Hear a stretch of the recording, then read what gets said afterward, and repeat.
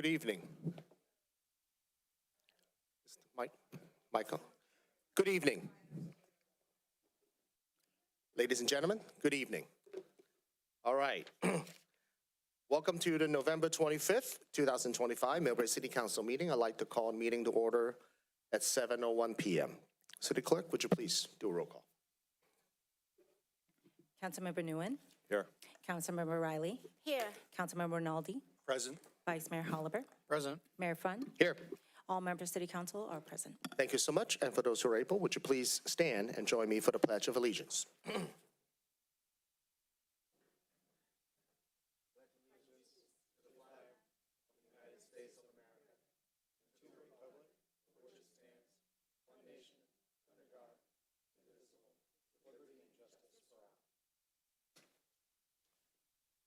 Thank you, and please be seated.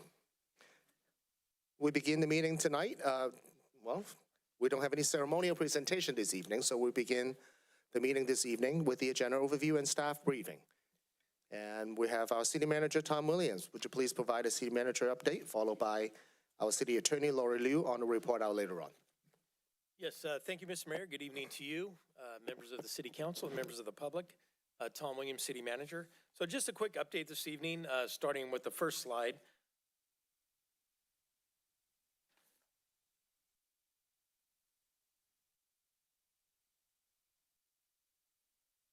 As we bring this up. Second slide. All right, now we're rolling.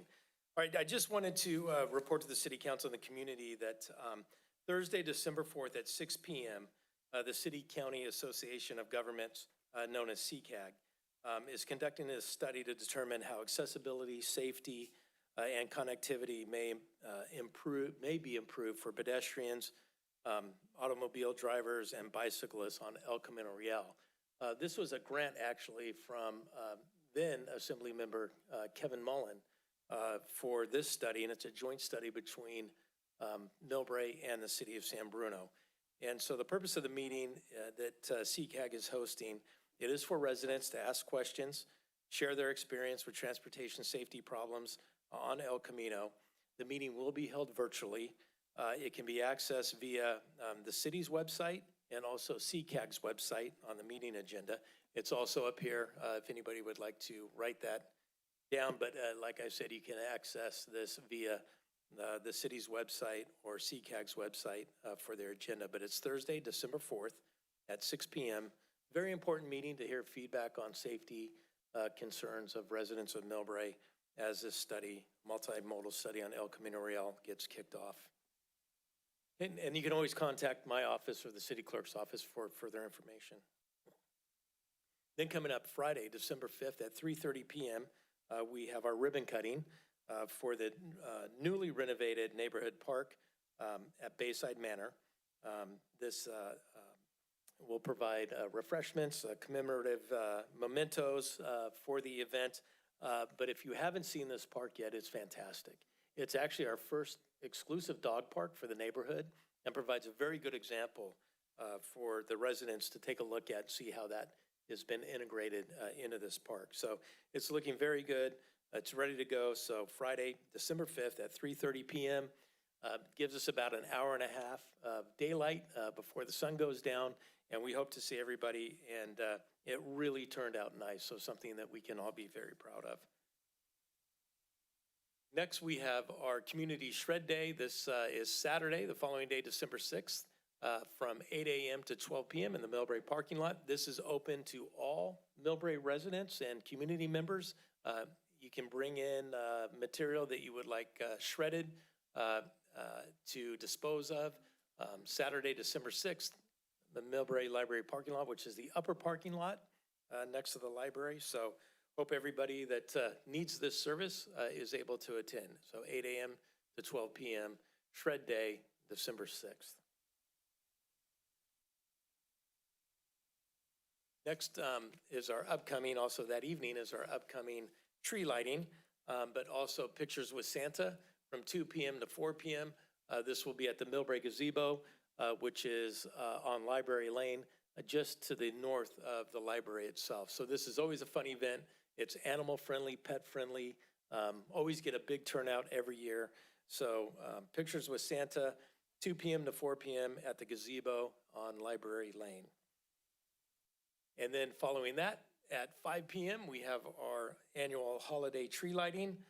This is hosted by the Millbrae Chamber of Commerce with the city of Millbrae. This is the holiday tree in front of City Hall. There'll be cookies, hot chocolate, band performances by the West Bay Community Band. And people can also donate to the Millbrae Community Foundation.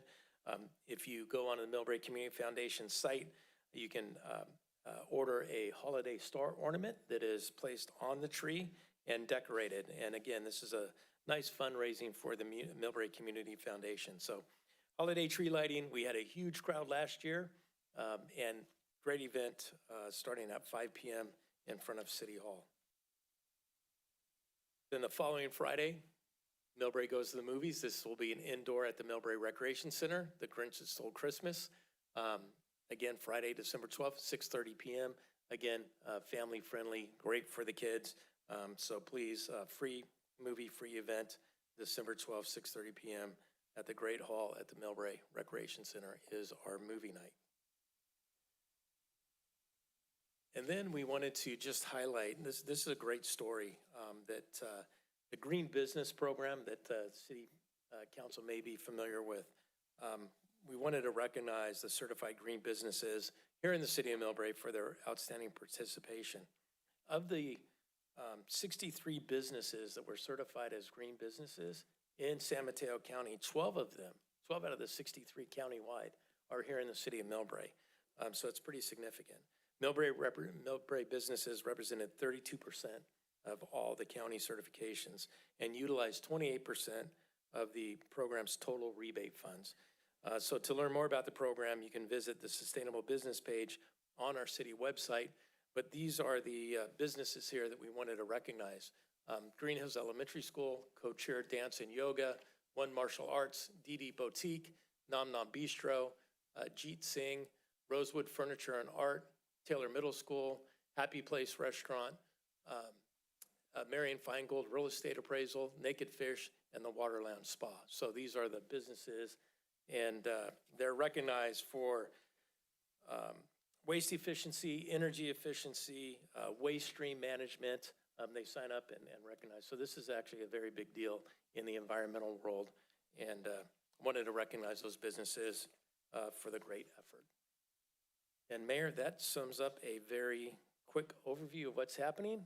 But last but not least, happy Thanksgiving to all of you and to everybody in the community. I hope you have a very nice week and a nice Thanksgiving. I was just going to say, take the word out of my mouth. It's right before the Thanksgiving, we're still, City Festival doesn't fail because we continue to have all these good activities throughout the city. City Attorney Lori Liu, would you please do a report out on October 28th and November 4th, 2025 closed sessions? Thank you, Mr. Mayor. The City Council met on October 28th in closed session and held a conference with legal counsel on existing litigation pursuant to Government Code Section 54956.9A regarding case number 23 CIV 05426. There was no reportable action on that item. The council also met on November 4th in closed session on 3 items. The first was a conference with legal counsel on existing litigation regarding case number 23 CIV 05426. There was no reportable action. The council also met on that date in closed session in conference with legal counsel regarding anticipated litigation. For one case, there was no reportable action. And also the council met in closed session on anticipated litigation for significant exposure to litigation pursuant to Government Code 54956.9D2. One or more cases, there was no reportable action. I do want to note that the council also met on October 14th, and now I can report out that the council voted unanimously to join the lawsuit against the state of California regarding the vehicle license fees. That's case number CPF 25519270. That's been filed in the Superior Court in San Francisco. That was filed back in August by the county, and the council voted unanimously to join that lawsuit along with all other cities in the county. And as you may recall, this one is regarding the state of California allegedly withholding nearly $38 million in funds that are legally owed to government agencies. And those funds are used for programs and services that include healthcare, public safety, and affordable housing. The county has issued a press release on November 20th regarding this matter. Thank you. Okay, thank you for the report out. Moving on to item number 3 for the approval of minutes. We've got regular meeting minutes on October 28th, 2025, and also closed session meeting minutes on November 4th, 2025. Any council comments? Any discussions? I'd like to entertain a motion.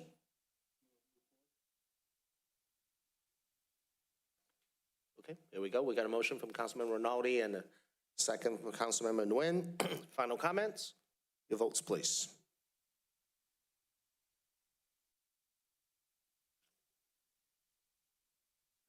The 2 set of minutes are approved by a vote of 5-0. Thank you so much. Moving on to item number 4, we don't have any oral reports this evening from city committees and commission chair. Moving on to public communications, and this is the section of the agenda reserved for those who wish to comment on items not appearing on tonight's agenda. However, speaker must address subject matter within the jurisdictions of the city council. We have 11, including online, speakers this evening, and each speaker will have 2 minutes this evening. The speaker is to address directly to the entire council, not individual council member, nor to the public. We have more?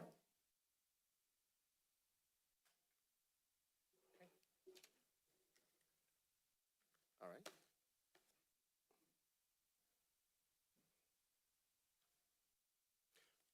We'll start with former Mayor Robert Gottschalk.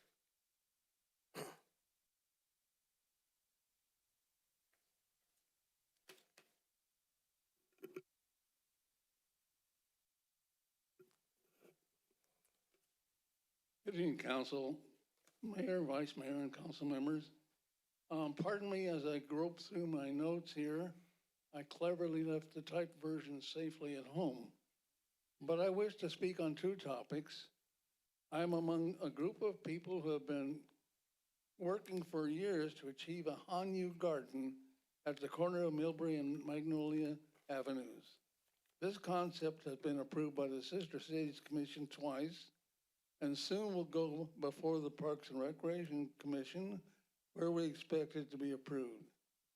The city has hired landscape architects who have developed a first-rate plan and presented a cost estimate. The cost will be paid from developer impact fees and not a dime from city general funds. But recently we have encountered some opposition from a small but active group. Hanyu Garden will be no different in concept than Masta Grove, La Serena Plaza, or the olive tree planted in concert with Masta and Remala in June. The garden will be open to everyone, residents and visitors.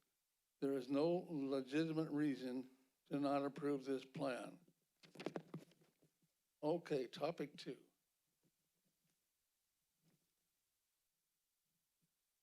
Several of you may not know that I sat where you sit tonight for 12 years, including 3 years in the center seat and chairing the meetings.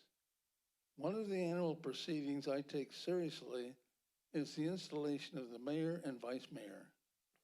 We've had some instances, serious deviations from protocols in the past.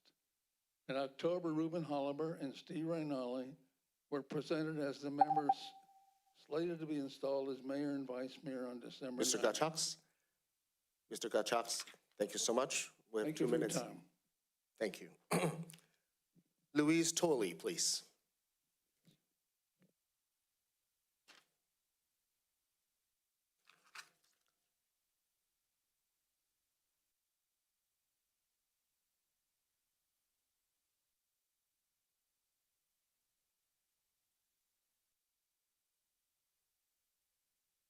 I will pick up where he left off, which is that Ruben Hollebear and Stephen Reynaldi were set to be mayor and vice mayor respectively. And this is what the citizens expect, a rotation in the usual protocol, not people trying to change things around. The reason why the system exists is that it does not allow for, hopefully, undue influence by individuals or groups that have their own interests in mind. And so we strongly encourage the council to rotate as stated. Okay, thank you for the comment. Carol Krasinikoff.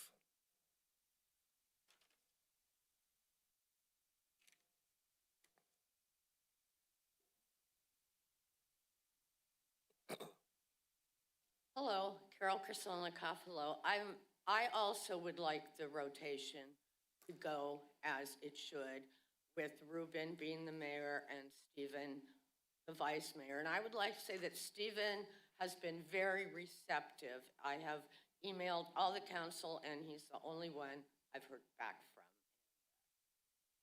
What I have to say. Okay, thank you for the comment. Rose Chabin, please.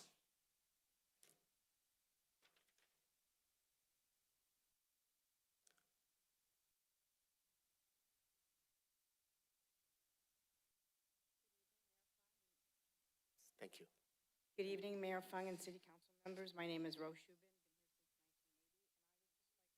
I would just like to urge you to go ahead and do the rotation, just with the protocol as it should be, and really think about it, because the citizens here want the protocol to be upheld like it should be, like everybody has had it in the past. That's all I have to say, and thank you, and happy Thanksgiving. Thank you, Rose. Mr. Ken Smith.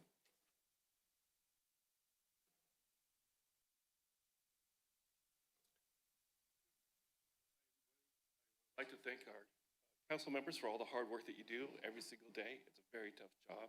I appreciate it. I want to address the rotation, what we're all doing here. I'm going to, there's a lot of people have been saying, there's something really interesting here that I want to bring up. And that was, I really want to thank Anders, honestly, for stepping up. During 2022, he was quoted in the Daily Journal about, the quote says, the purpose of the city manager rotation is to have a clear line of success and a peaceful transfer of responsibility of power. That was your quote in the Daily Journal. And then again, you were signing a petition. I guess the city of San Mateo was having some issues. And again, you were standing up for the rotation. I've did a little fact finding with some long-term citizens here that Millbrae, and for one reason or the other, the smooth rotation process has been didn't go well for different many reasons, and then the council members had made their own decisions. I think at the end of the day, we really want to see it go back to the rotation. We know that Rinaldi probably had he did have the most votes. Was the freshman at the time. And Anders, thank you very much for the three, Rinaldi, Anders, and Bover were all in their election season and taking your role as the mayor for the first time so it's back to back. Do you understand what I'm saying? And so now Rubens was willing to be the vice mayor. So now I think this time around, and Ruben again is wanting to step up to be the mayor, and Rinaldi being the vice mayor, I think that would be a really, I think our public would really appreciate it. Thank you very much. Thank you, Ken. Kathleen Kimura.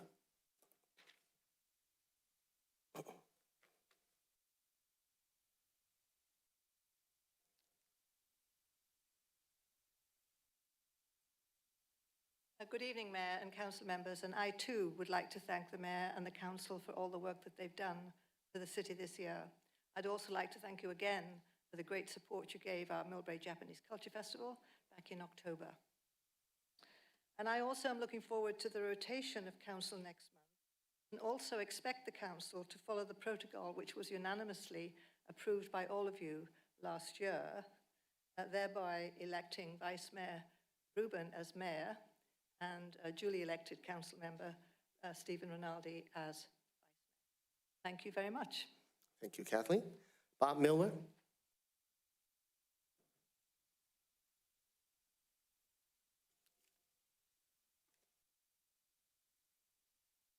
I'll make this short because I'm not the greatest speaker, but I echo what everybody else has said so far. I think it's the right way to go is to follow protocol and elect Reuben Halber for mayor and Steve Rinaldi for vice mayor. The voters expect that, and I think that's the right thing to do. Thank you, Bob. Next up is Diane Bunils.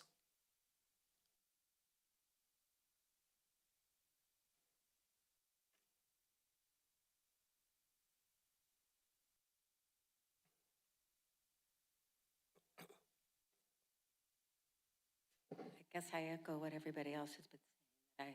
I definitely support Stephen Holliver as mayor and following the protocol. And I have to say, I applaud Stephen because I've emailed and I don't hear from anyone. Stephen has always responded. I'm excited to have him a voice for the community, someone that I can communicate with. I echo what everybody else has said. Thank you. I hope you all have a nice Thanksgiving. Thank you, Diane. Gina Pappen.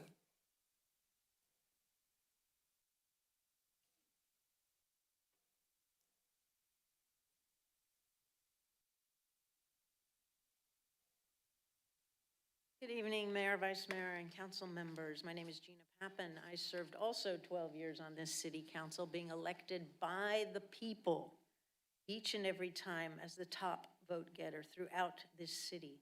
Being elected to the city council means you've earned the trust of the voters. As Reuben Holliber has the experience here, and so does Stephen Rinaldi. In his short term on the council, Stephen has shown a commitment to public safety by joining the CERT team here. Also, he has worked hard for the safe routes to school, helping with traffic calming at Green Hills and St. Dunstan's, and he's committed to our economic vitality because right now, this moment, he is working with our state legislators and representatives from San Francisco to try to keep Orchard Outdoor Supply Hardware here in Millbrae. So he is doing the tough work here. I hope that this rotation will be maintained as noticed in October, where no council members objected. No council members made comments regarding that. This means the word was given here. The voters have spoken. Voters are the ones that judge each and every council member up here. A dangerous, unfounded whisper campaign by a small group of people trying to determine how this rotation will be does not benefit the city of Millbrae in any way, shape, or form. It actually pulls the city apart. We don't want to believe there are puppeteers that will influence a council member up here. It's a test of character to determine the rotation here. It was noted, it should be maintained. Reuben Holliber as the mayor and Stephen Rinaldi as the vice mayor. Let's bring this city together once and for all and work for the people. Thank you. Thank you. Vernon Bruce.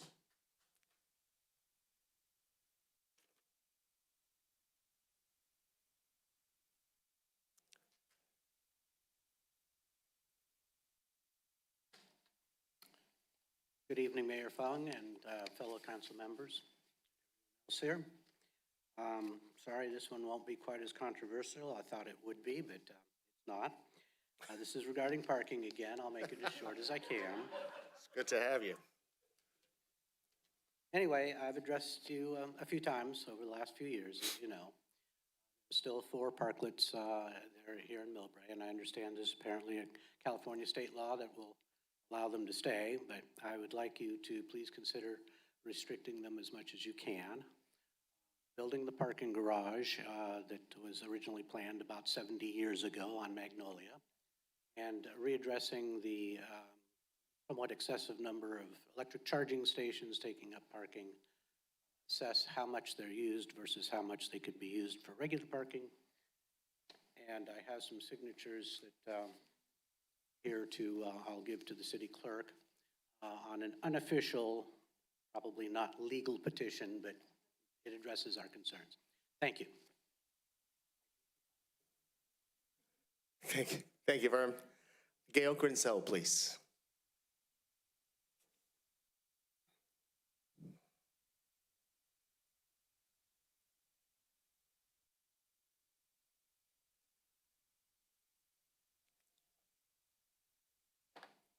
Good evening, Mr. Mayor and members of the council, and I hope my time doesn't start till I started speaking, not the time it took me to walk here. I had intended to come and speak to you a couple of months ago because I was having an issue with in the city. I needed help. I sent an email to every one of you. I had one response: phone call, emails, follow through. Stephen Rinaldi. I don't know where the rest of you were, even the person from my district.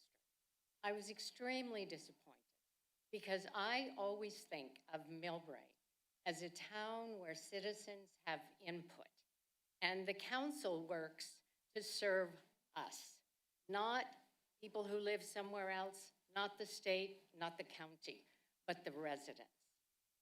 There is one council member who did that in my situation, and I'm heaping praise on him, and hope that the rest of you, when you receive letters or emails, or phone calls from constituents, also respond. As you can tell, I am in favor of the rotation. That's the way of following the rotation. That's the way it's always been done in Millbrae. And when I hear about whisper campaigns, which I hadn't heard of until tonight, I am appalled. That is not Millbrae. And if there are whisper campaigns, I think they should be addressed and spoken about from this council chamber so that everybody knows what's going on. Thank you very much. Okay, thank you, Gail. Ann Schneider.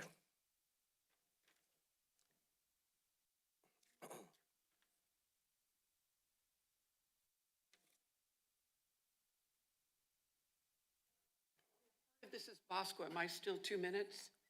Why don't we address your public comment for those 2 minutes? If you want to do Bosqua, we can give you time later. Okay, great. Thank you. Ann Schneider, Palm Avenue, Millbrae. First of all, I want to thank the Sister City Commission. They had their meeting last night. I had spoken before your body a couple of months ago about Italy. I posted out on Nextdoor to find out if our Italian population would be interested in a sister city. The results have been really good. We've actually identified a couple of locations, and Sister City last night have decided to create a subcommittee to work on this in January. And then hopefully we will have I'm thinking February-ish, a wine and cheese with our people here in Millbrae who might like that sister city, and talk about how we, the community, will support Sister City with that. So I just want to say thank you. In addition, if anybody has any more ideas, I've been doing history and reaching out to some of the cities. Please contact me, we can do that. Like everybody else here, I have also been through that rotation. What I wish for all of you and all of Millbrae is to be able to come to December 9th, knowing what's going to happen, and we celebrate all of your past achievements, and we celebrate the incoming Mayor Holabur and incoming Vice Mayor Stephen Rinaldi. Thank you. Then Bosqua? So, City Manager, I think we need to agendize this item. Can we put it on the next special meeting? But this is time critical, though. 30 seconds. Okay, all right, we'll do 30 seconds on it. I still had time left on my clock. It's okay. Actually. We'll give you 30 seconds for the clock and just for the Bosqua purpose. As your Bosco representative, we had our board meeting last Thursday. The main discussion was on affordability. What I have brought up, and I have brought up numerous times, And is that part of the affordability issue with Millbrae is our lack of commercial property. It's basically carried, the costs are carried by residents. And with the taking of the outdoor hardware supply, Kentucky Fried Chicken and A&W by SFPUC to build a lab is going to make it that much more difficult for us to have affordable water. I'd been here a few months ago encouraging council to write a letter to Bosqua. We really need to do that. In addition, I sadly had a staff member at Bosqua, and I'm a director, tell me that, oh, poor SFPUC really does have to have a lab. Well, I've toured all the facilities, and they have enough land up at Harry Tracy. So please reach out to me so that we can get that letter done there. I've done the fighting I can do internally. I can work with board members. Bosqua members pay 60% of those projects. So we have a right to say whether or not it's going to come back and hurt us on that. I'm really pleased to hear that other people in Millbrae have been fighting for this. Thank you. Okay. And happy Thanksgiving. Thank you for the update. Catherine Quinn.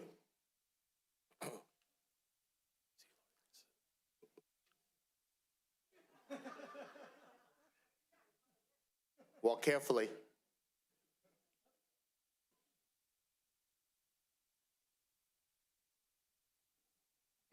Hello. Go ahead. Good evening, everyone. As the year comes to a close and the time arrives for the mayor rotation, we need to remember the protocols for this event. Although there was a break in the protocols last year, we heard from Mayor Fung in 2024 that in 2025, we would return to the protocols. These protocols were also reiterated at a recent council meeting. It is very important that we keep in mind that our protocols are based on the importance of a council person who received the highest number of votes. It is also important that the mayor and the vice mayor be elected persons to serve in these respective roles.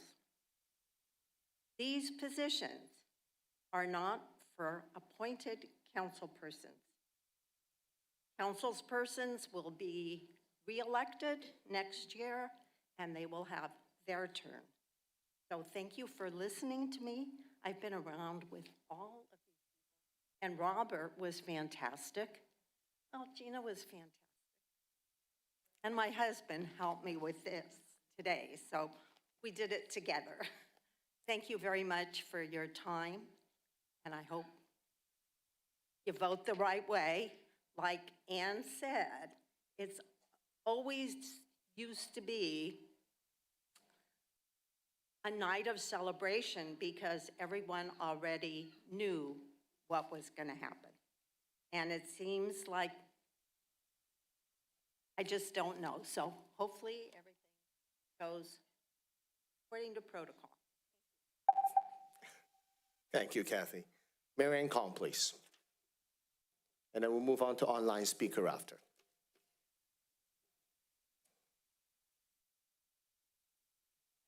Hi, Marian. Anyway, I'm actually here to talk about parking. The parking is a major problem in our city, especially in downtown area. We have collected some merchant signatures, and then they all want parking. Especially, they expressed the need to have a farmer's market parking lot returned to them on Saturday because it's too limited for the local merchant on a Saturday morning. And then also, the merchant has said lunchtime their business is very low because many customers come back and say there's no parking and there's too many limited time parking, and especially right in front the cleaner and then the Lai Lai restaurant. 10 minutes during lunch hours, you could have 8 cars parked there for 1 hour to go lunching. So I would like you to address this. I will give this to a signature to you. And also, economic development is the solution to all these. And then I can't help myself. I have to make a comment about appointment and election. Both methods is a democratic way of getting a public official, okay? So I don't want to say anymore. I don't want to stay in there. But I have another comment. contact 5 of you numerous times, text, email, and a personal phone call. I received most of you all phone call with one exception. Just past Saturday, I received a request on text and email to meet just last Saturday, okay? One individual, and that individual, I really don't want to say the name because the name has been said many times to that tonight. Thank you. Okay, thank you, Ms. Call. Please. City Clerk, would you please call the online speaker? The first online speaker is Patricia Lamb. Please accept the unmute. Hello. Hi. Hello, dear Honorable Mayor and City Councils. I want to thank all of you for your hard work and effort that you spend on our city. And I too would like to echo what everyone else has said. That is for Ruben Holliber as mayor and Stephen Rinaldi as vice mayor. I look forward to Ruben Holliber as incoming mayor. His years of experience on the council and his knowledge of Millbrae have prepared him to lead in 2026. Through his last year, he's proven that he cares and listens to the residents. And as a strong supporter of Stephen Rinaldi, I'm proud to say that he's proven himself to be an advocate for the residents of Millbrae. He sits on 11 committees to lobby for our city. He's managed some big issues, including helping with settling high-speed rail lawsuit, trying to save outdoor supply hardware, and stopping the sale of La Quinta. As incoming mayor, I believe he will continue to work hard towards the best interests of Millbrae and the residents that he represents in District 1 and throughout Millbrae. Thank you all again for your hard work and your time. Happy Thanksgiving. Thank you for your comment. The next speaker is X. X, please accept the unmute and state your full name for the record. Grace Schwarup. I want to read a comment that was made during public comments at the December 7th, 2022 San Mateo City Council meeting. It starts, "Good evening, ladies and gentlemen of San Mateo and our council. Thank you very much for the opportunity to speak in front of you. We've all seen, all of us. First of all, I want to be clear. I speak in front of you tonight, not as an elected official, not as a board member of the API caucus, but as a concerned citizen of San Mateo County. We are all sworn to protect the Constitution of the United States. We're all sworn to protect the Constitution of California, and by definition, to protect and uphold the charter of our city. And this is the job we sign up to do. Tonight, we have an opportunity, just like we did last time, to uphold that charter, to implement that protocol as it should be, regardless of who it is, because the protocol does not spell out who it should be, but it spells out how it rotates. And this is our peaceful transfer of power. Many of you may have already guessed that the speaker was Andrew Fung with his usual word salad, but the sentiment is clear. Respect the rotation. Tonight, it's disappointing that Fung and Bob have not stepped up this week to address the rumors about the rotation and put them to rest, both with the public and their wives and or their wives' friends. Ruben and Stephen have put the city first when they graciously stepped aside to allow Anders to be mayor again, and should be commended for their commitment to the city and their leadership that they have shown. Stop dividing the city, stop allowing this small group to fester and be decisive. Come together and respect the rotation. Thank you for your time. Thank you. All right, next speaker is Judy Schreidler. Just be a moment to accept the mute.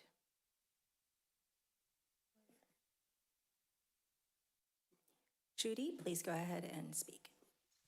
Hello, can you hear me? Yes. Okay, just to be clear, because I was on hold for a second, is this public comment on unrelated or is this agenda topic? This is a public comment for item not on tonight's agenda. Okay, not on tonight's agenda. And how much time do I have? We'll give you 2 minutes. Are you ready? Okay, thank you, sir. Thank you very much. Yes, I'm calling about some free speech issues that are plaguing our country right now.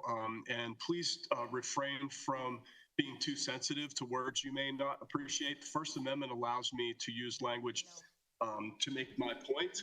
And if there's a word that's offensive in the midst of making that point, you don't have the right to cut my speech. And that's pretty important right now in today's America, because everybody has their sensitivities and their words they don't want to hear. That does not equal a conduct mishap. So it would be one thing if I violated conduct in some way or was vulgar with my words, painting a sexual picture, for instance, but I'm not going to do that either. A problem we're having right now is so intensely detailed by what's going on in Bangor, Maine at this moment. We have an African-American woman that ran for city council and now is a city council member. She killed a white man for calling her a squaw, which is on the court record. And saying that word squaw, you can't say S word. No one's going to know what you mean if you say S word. How many people have even heard that word squaw? It's very similar to a word like nigger. And it's not a word you should use in polite speech, but it is absolutely protected First Amendment. Can we put this on pause? California has some state laws that the governor signed last year, and I'll have the city attorney address that. So we'll freeze the time. We'll freeze the time. The city attorney, would you please explain to the public? Right. So when public comment is allowed to the extent that it is not disruptive to the actual meeting, and based on the language given, I believe that at this point it has reached the point of disruption. Right? Am I able to speak? So would you please stick to the topic that's within the purview of this city council and be respectful of your comment? Okay, I think I've already proven my point that this law is being used for a method of restraining free speech. There's absolutely no misconduct and there was no disruption. You just simply didn't like a word I used and you let your lawyer shut it down for a reason that you think is constitutional, but will very absolutely be proven unconstitutional. This has been challenged before. So when this gentleman in Bangor spoke at city council last week to the mayor. Thank you. To the city council. Next speaker, please. All right, next speaker is Joe Teresi. Please accept that mute. Thank you. Good evening. My name is Joe Teresi. I live on Bluebell Court, and I'm looking very much forward to the swearing in of the mayor and vice mayor in a couple of weeks. And I'm just tuning in here to encourage the council in the strongest way to please follow the protocol and elect Ruben Holober as our next mayor and Stephen Rinaldi as our next vice mayor in accordance with the protocol and in accordance with the slate that was announced in October. I'm looking forward to the next council meeting to be a very festive and celebratory event where we can all celebrate our new officers on the council. Thank you very much. Thank you, Joe, for your comment. All right, so that's it for the public communication this evening. We're moving on to item number 5, just the consent calendar. Item number 5, receive and file monthly general fund financial report for the period ending October 31st, 2025. Item 6, approved by motion, a request from Millbrae Education Foundation for the use of the Recreation Center, Greg Hall, Game Room, Fitness Center, first floor hallway and lobby, and a fee waiver for the Millbrae Education Foundation Gala on April 11, 2026. Item 7, approved by motion, a request from the San Mateo Daily Journal for the use of the Recreation Center, Greg Hall, Game Room, fee waivers for the Senior Showcase on January 29, 2026. This item, we will be removing it from tonight's agenda and will be placed on the future agenda in the next coming meeting, and then the city manager will address that momentarily.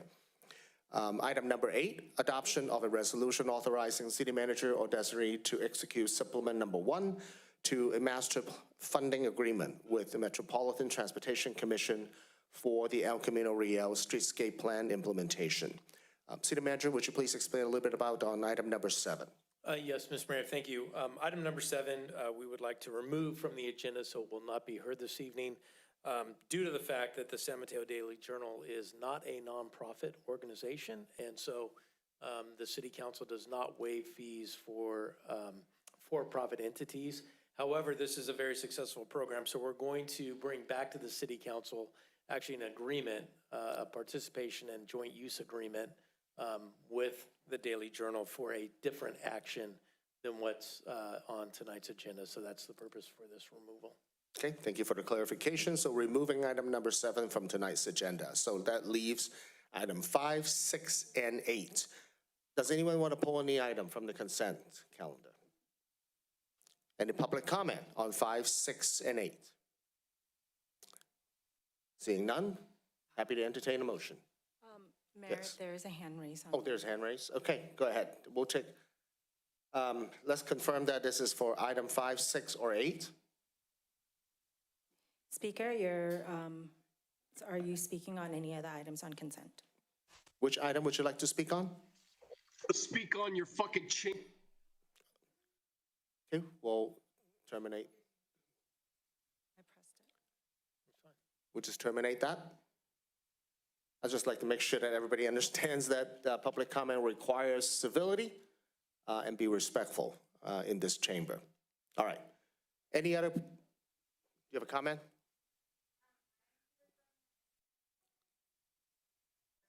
Six, would you like to, you have public comment on that item? Okay, go ahead and give you 3 minutes and then we'll get your speaker slip afterwards. My name's Katie. I've been the Gala lead for the last 2 years. This is my 3rd year. And we're super excited to bring the Gala to Millbrae at the Rec Center, and we appreciate any consideration that you have for our motion, whatever it's called. Okay. It's my first time doing this. Yeah, and you did great. Thank you so much. And everybody is invited if you want to come. Join us for the Gala. All right. See how powerful the marketing is in a chamber like this? All right. Any other item on 5, 6, and 8? All right, so seeing none, happy to entertain a motion. All right, we have a motion from Councilmember Nguyen and a second from the Vice Mayor. Your votes, please.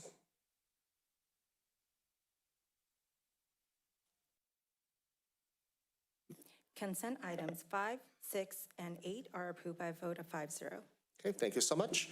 Moving on to public hearing. We're opening the public hearing as of this moment.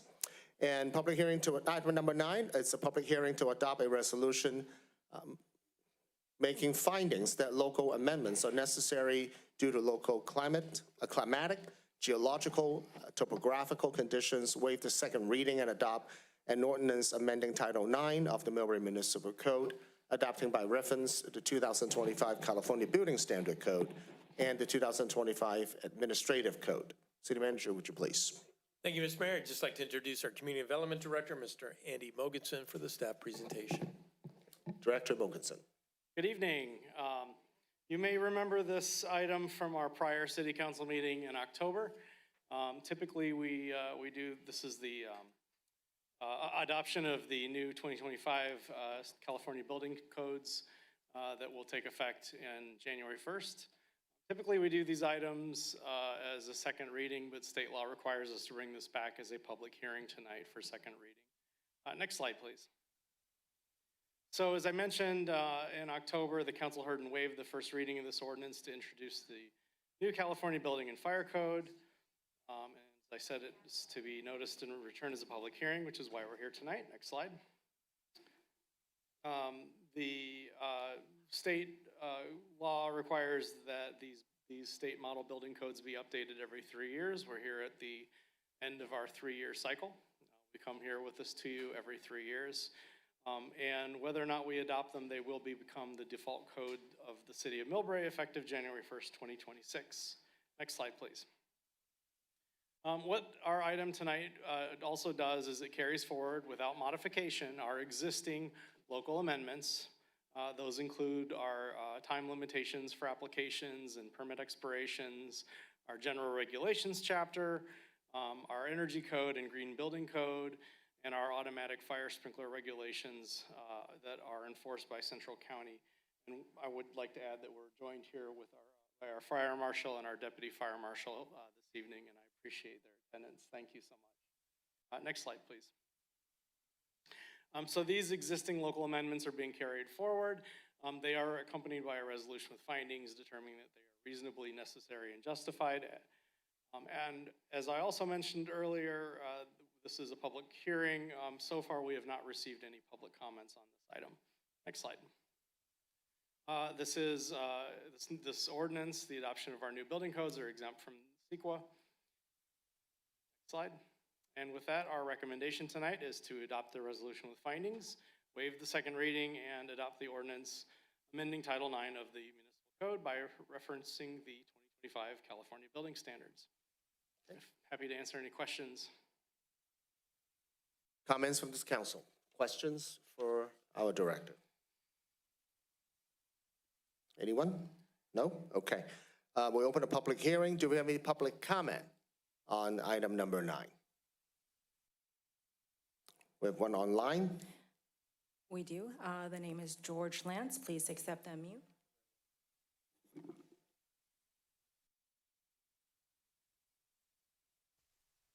Yourself.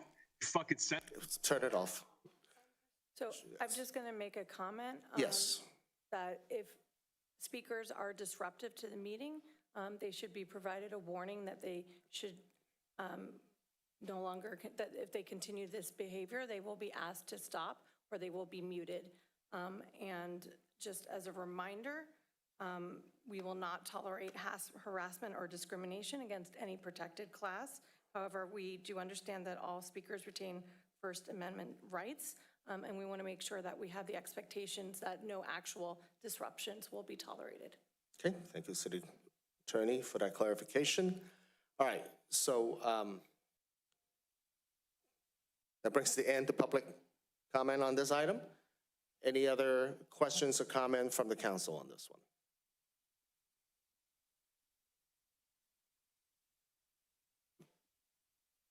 All right. Happy to take a motion.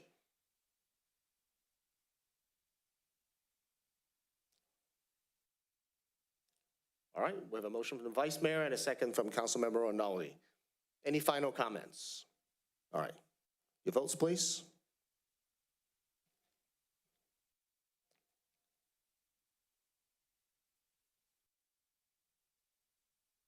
Public hearing item number 9 passed by a vote of 5-0.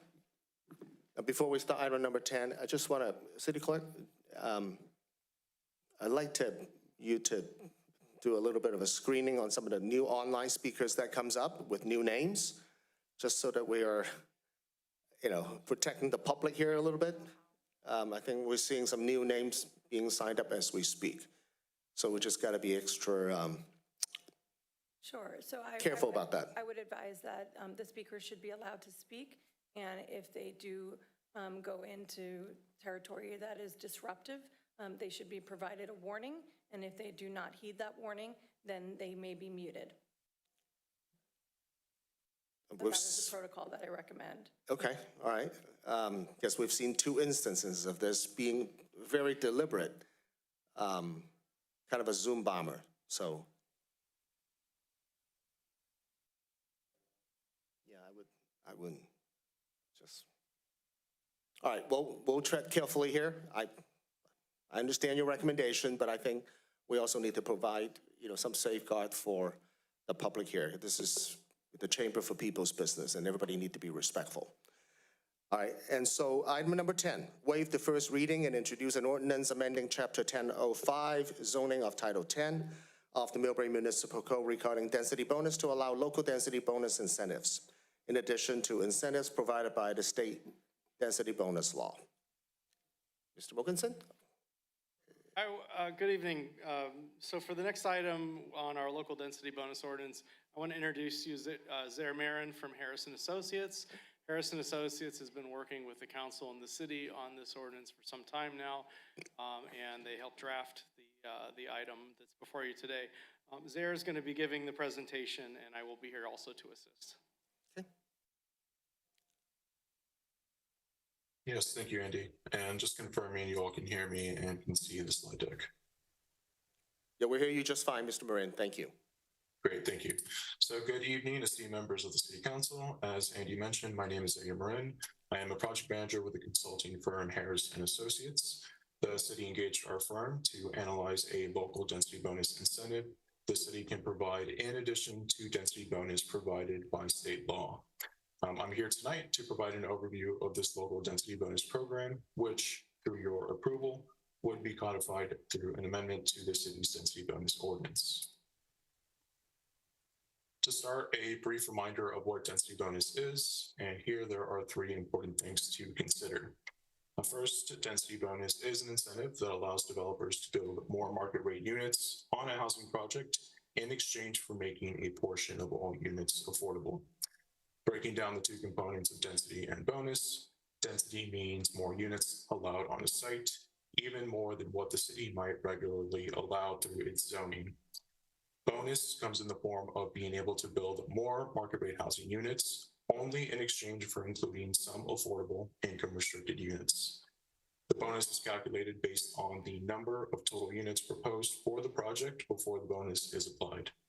And to note that this incentive is a requirement from the state and applies to all California cities. Secondly, all additional units that can be built through the density bonus are market rate units. Using a simple example, say a project meets the incentive requirements and a developer can build an additional 10 units.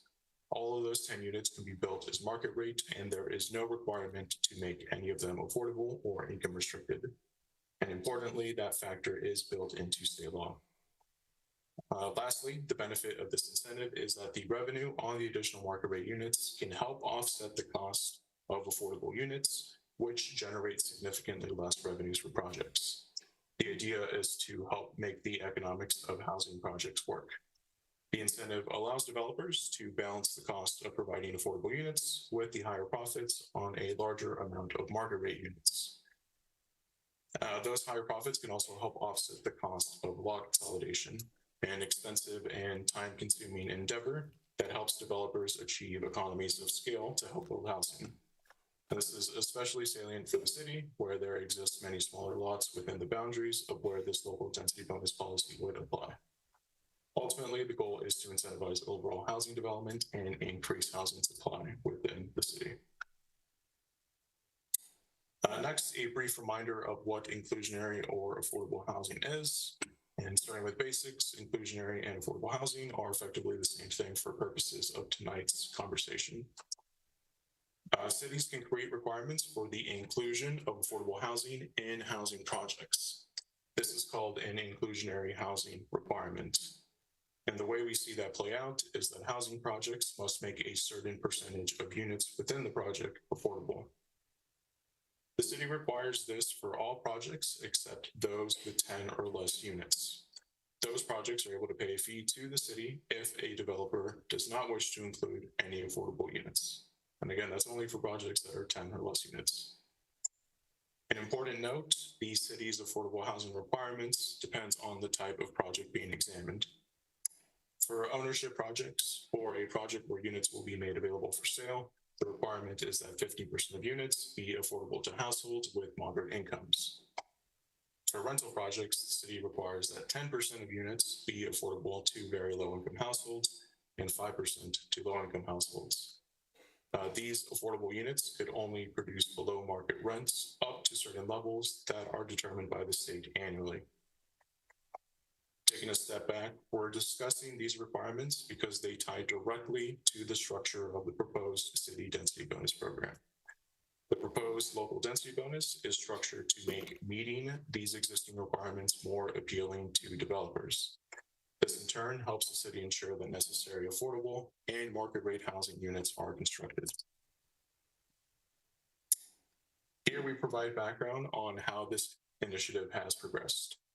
The 2023-2024 strategic initiative defined the Millbrae Community of Tomorrow / built environment, established the goal of prioritizing very low-income housing and developing a local density bonus program. On January 28, 2025, this item was presented to council at a study session. On April 16, 2025, a property owner and stakeholder virtual outreach meeting was held, something we'll discuss a little bit more in the following slide. And finally, a draft of the ordinance was presented to Planning Commission on August 4th and October 6th of this year. Planning Commission at the October 6th meeting, then recommended City Council's adoption of the ordinance by a 4-0 decision. On April 16th of this year, the city held a local property owner and stakeholder virtual outreach meeting. That meeting was attended by 14 people, though the invite was sent to a larger group and made available for access by the larger public. During this meeting, attendees were provided a presentation overviewing the city's inclusionary requirements, existing state density bonus law, and the proposed city-provided density bonus.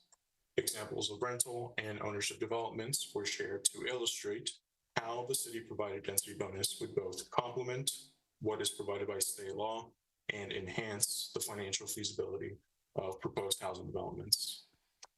On the right here, we have a summary of feedback that was collected during the outreach session. In summary, several attendees noted that local density bonuses can help incentivize new development, particularly in cities like Millbrae, which have small lots and limited available land. Attendees also provided feedback regarding the potential impact of higher density developments in the city's downtown region.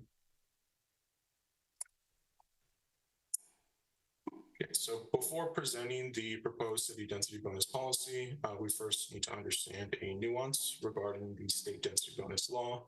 The operative word there is nuance because frankly, this area of state law is a bit complicated and convoluted, and with that, state density bonus is provided on a sliding scale in 2 tiers. Here in front of you, we just show tier 1. A larger version of the tables that will be shown on this slide is provided as an appendix in the density bonus memo that's included as part of this staff report. Tier 1 allows for bonuses on a sliding scale based on the allocation of very low, low, or moderate income units. And 1 second here, just pull this up. Okay. And here we show a table that summarizes the amount of density bonus that a project can receive based on the noted allocation of affordable units. This tier 1 table reflects the original state density bonus scale. Through the passage of AB 1287 that went into effect in 2024, a second tier that provides projects even more density bonus was created. However, for a project to access those tier 2 bonuses, they first must max out an allocation of affordable units within the tier 1 scale. On the table to the left, we have these 3 subtables. What maxing out looks like in this tier is providing an allocation equal to the last row of each of the subtables.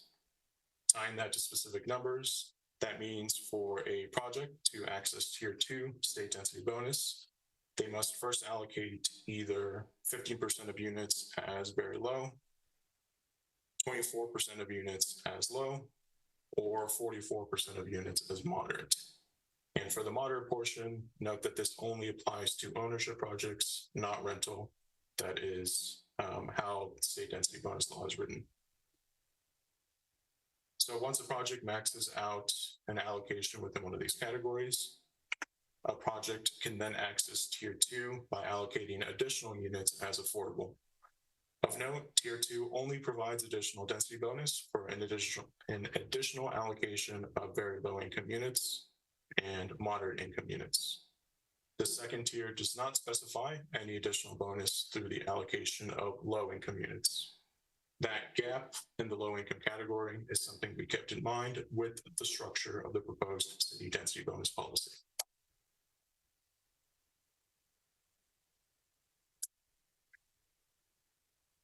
The city's current density bonus ordinance defers to state law by describing a developer's process to obtain a density bonus in a manner compliant with state law. The amendment to the city's density bonus ordinance thus accomplishes 2 things. First, it updates the ordinance to be consistent with current state law. Second, it adds a proposed city-provided density bonus, which supplements that provided through state law. In this table, we have a summary of the structure of the proposed city-provided density bonus. Similar to affordable housing requirements, this incentive differs for rental projects and ownership projects. And of note, these apply solely to projects that already qualify for density bonus through state law. This criteria was chosen to ensure that the city incentive is focused on projects that will provide affordable housing to the city's housing inventory. Said differently, if a project doesn't already propose to include affordable housing, this city incentive won't apply. For rental projects, if a project allocates 5% of units to low-income households, the city would provide a flat density bonus of 15%. This bonus would be in addition to anything the state provides and is aligned with the city's rental affordable housing requirement of 5% of units allocated to low-income households. Additionally, for rental projects, if a project allocates 5% of units as moderate income, the city would provide a density bonus equal to half of that provided through state law in that income category. And here, there's another nuance that ties into the tier 1 versus tier 2 structure.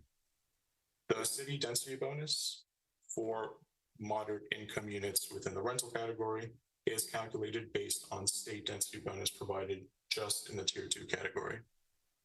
What this means is that in order for this portion of the city density bonus to apply, a project must first allocate either 15% of the units as very low or 24% of the units as low.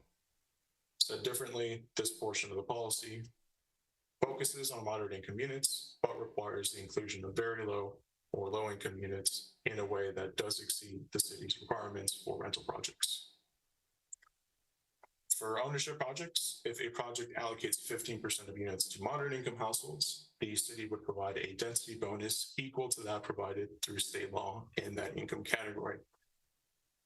This bonus is aligned with the city's ownership project affordable housing requirement of 15% of units allocated to moderate income households. One final note on this slide, the number of units added through the city density bonus is calculated separately from the state density bonus to achieve the maximum rounding benefit and therefore the maximum number of dwelling units allowed. Now, for example, if state law provides density bonus of 1.5 units, 1.5 units based on a calculation, and the city policy provides a density bonus equal to 1.5 units, then each of those 1.5 numbers are rounded up to 2 for a total of 4 density bonus units. And acknowledging that this overview is pretty conceptual in nature, in a minute we'll walk through what these incentives look like when applied to example projects. The city density bonus policy would not apply citywide. It would apply solely to projects located within the Millbrae station area boundary or downtown and El Camino Real boundary. To the left, we have a map outlining the boundaries of each of those areas. The city focused this incentive on these areas to facilitate lot consolidation, development, and redevelopment in these zones.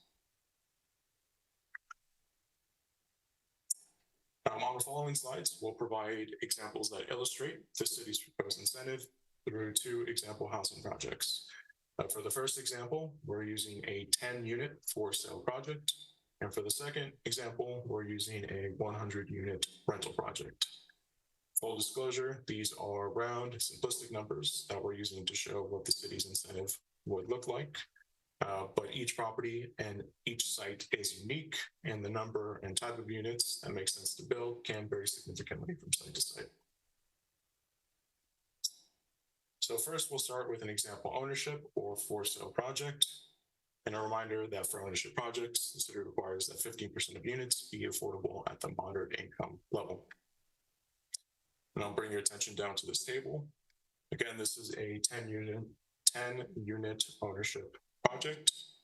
In order for this project to meet the city's affordable housing requirement of 15%, 2 of the units would need to be allocated as moderate income.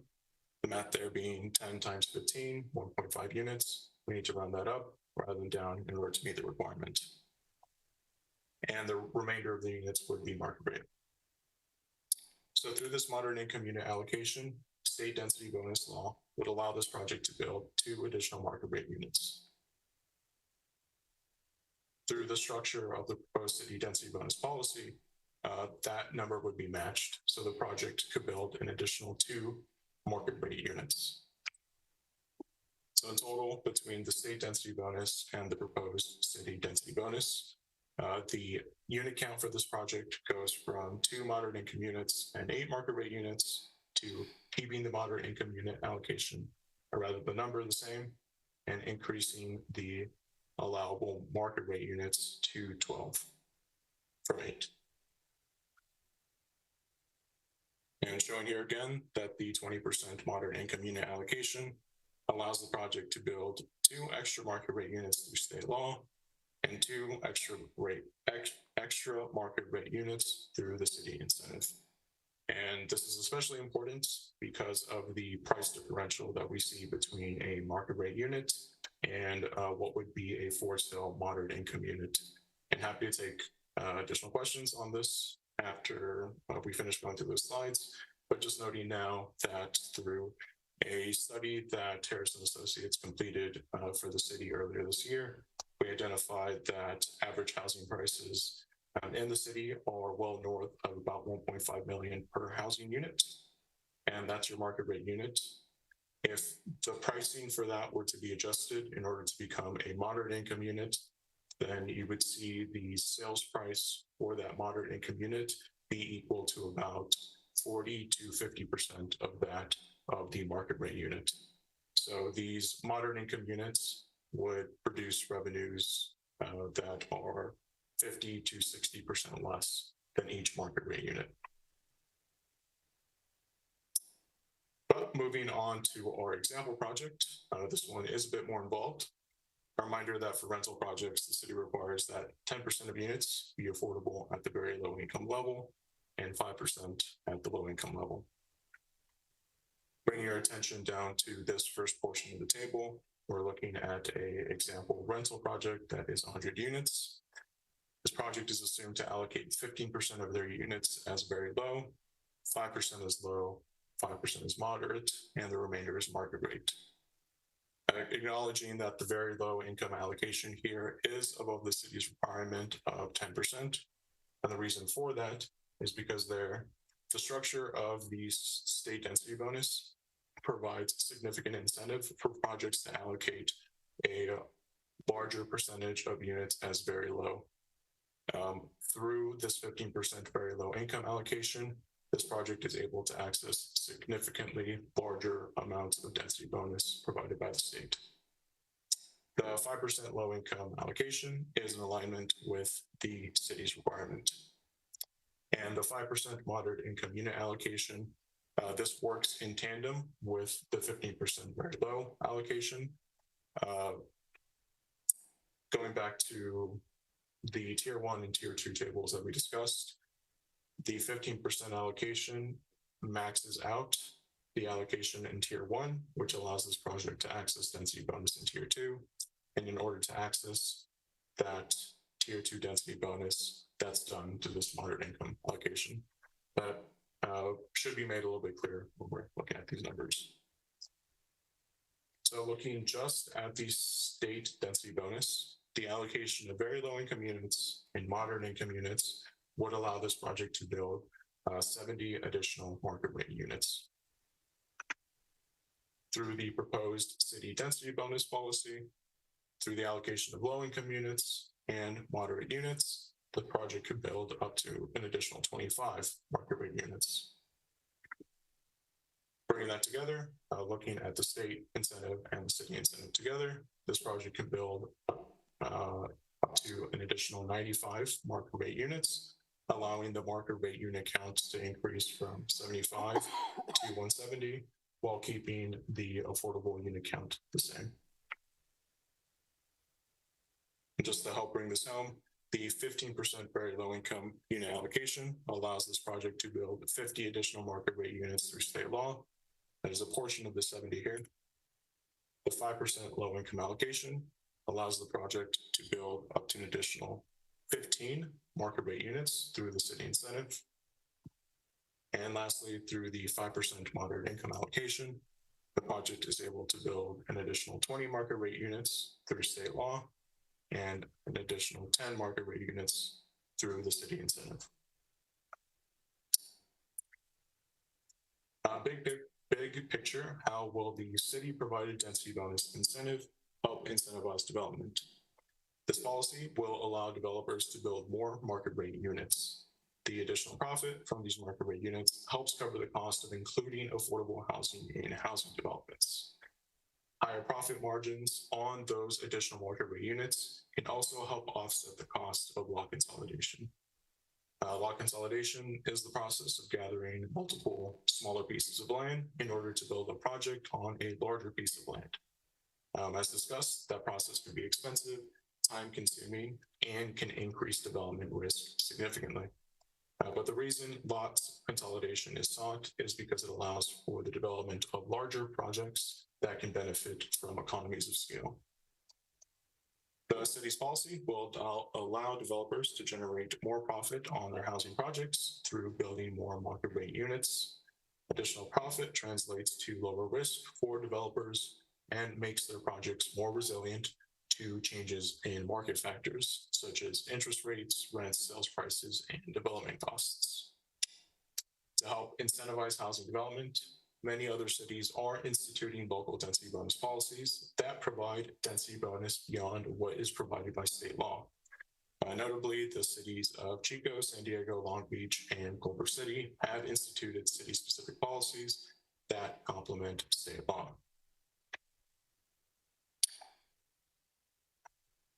So with that, thank you for your time on this presentation. We in city staff are here to answer any questions regarding the proposed city density bonus policy. And I'll leave us on this final slide, which is the recommendation related to this item. Okay, thank you for the presentation.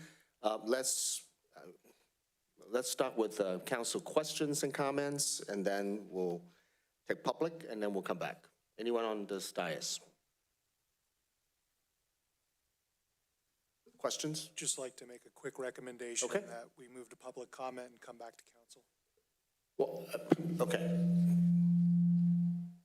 I just want to make sure that no council member have any questions for the staff and clarification needed, and then we'll do comment after. Anyone?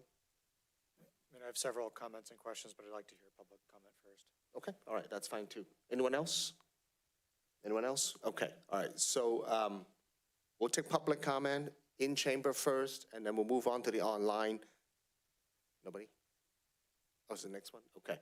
So I just want to, given the circumstances, I just want to make sure that I give a bit of a the rule of the evening here, if not for council comment in general, that, you know, public comment must be related to the item that is being discussed. It must be respectful. It must not be disruptive, and must not contain languages that is not befitting of this chamber. So if anyone who wants to speak here, either in chamber or on Zoom, must adhere to these rules. And should we deem that these rules are being violated, we will remove that speaker.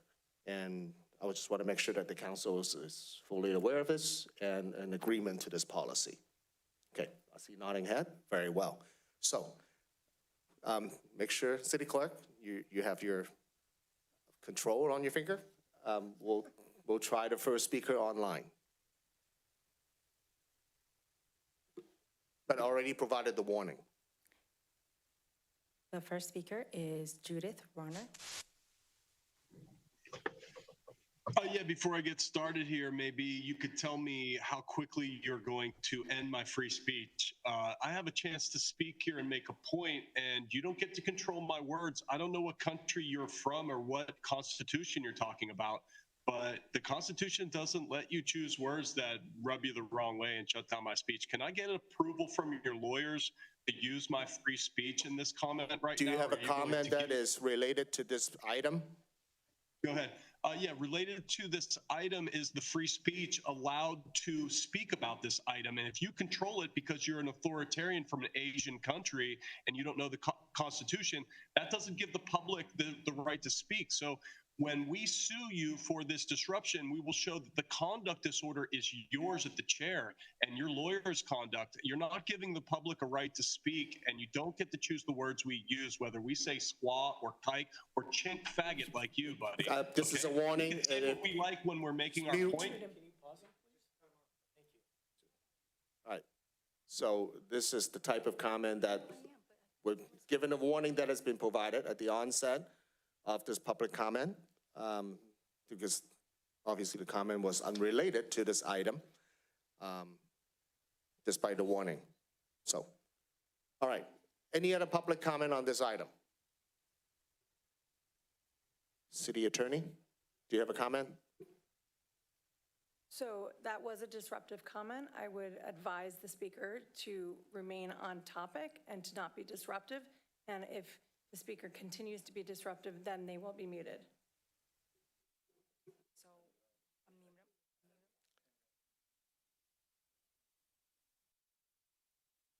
Counsel, do you want to let this person to continue?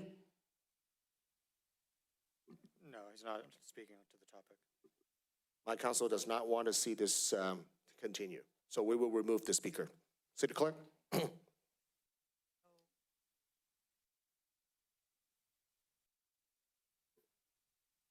Mayor, the city attorney would like to take a quick recess. All right, let's take 5 minutes, we'll come right back. CCTV, we'll recess for 5 minutes. Thank you.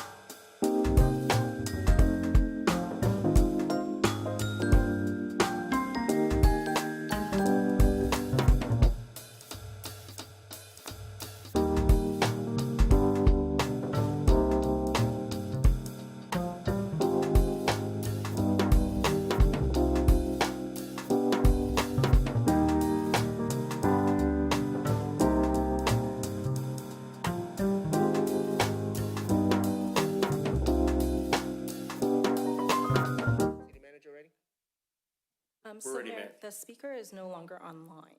Good. Okay, so, all right. We're back from recess at 8:27 PM. Thank you so much. And last item was item number 10. We're at public comment.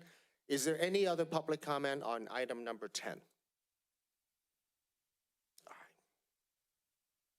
All right, so before we take any other public comment online, I'm going to rephrase and I'm going to repeat the warning that all public speaker must provide comment that are non-disruptive, must be respectful, and must be related to the topic on the item that is being discussed. Any violation will be subject to immediate removal. Mr. Mayor, and for the record, do you also want to reiterate that whoever's online now, that we will entertain public comment, but then no more public comment? Yes. Okay. All right, we have one public comment online, Kai Cater, and I want to make sure that you understand that these are the rules. I would like to know if this chairman is Pol Pot or who he is to be restraining our free speech like the little pink faggot that he is. Cut it off. Okay. Any other public comments? Mr. Mayor, I think with that other statement, now we've closed the public comment online. Okay, very well. So I think we're done with public comment on item number 10. We have one more item on 11, at least this evening. All right, so bring it back to the council. And I believe our consultant is still online and our Director Wilkinson is still here. For questions and comments on item number 10, please. Council?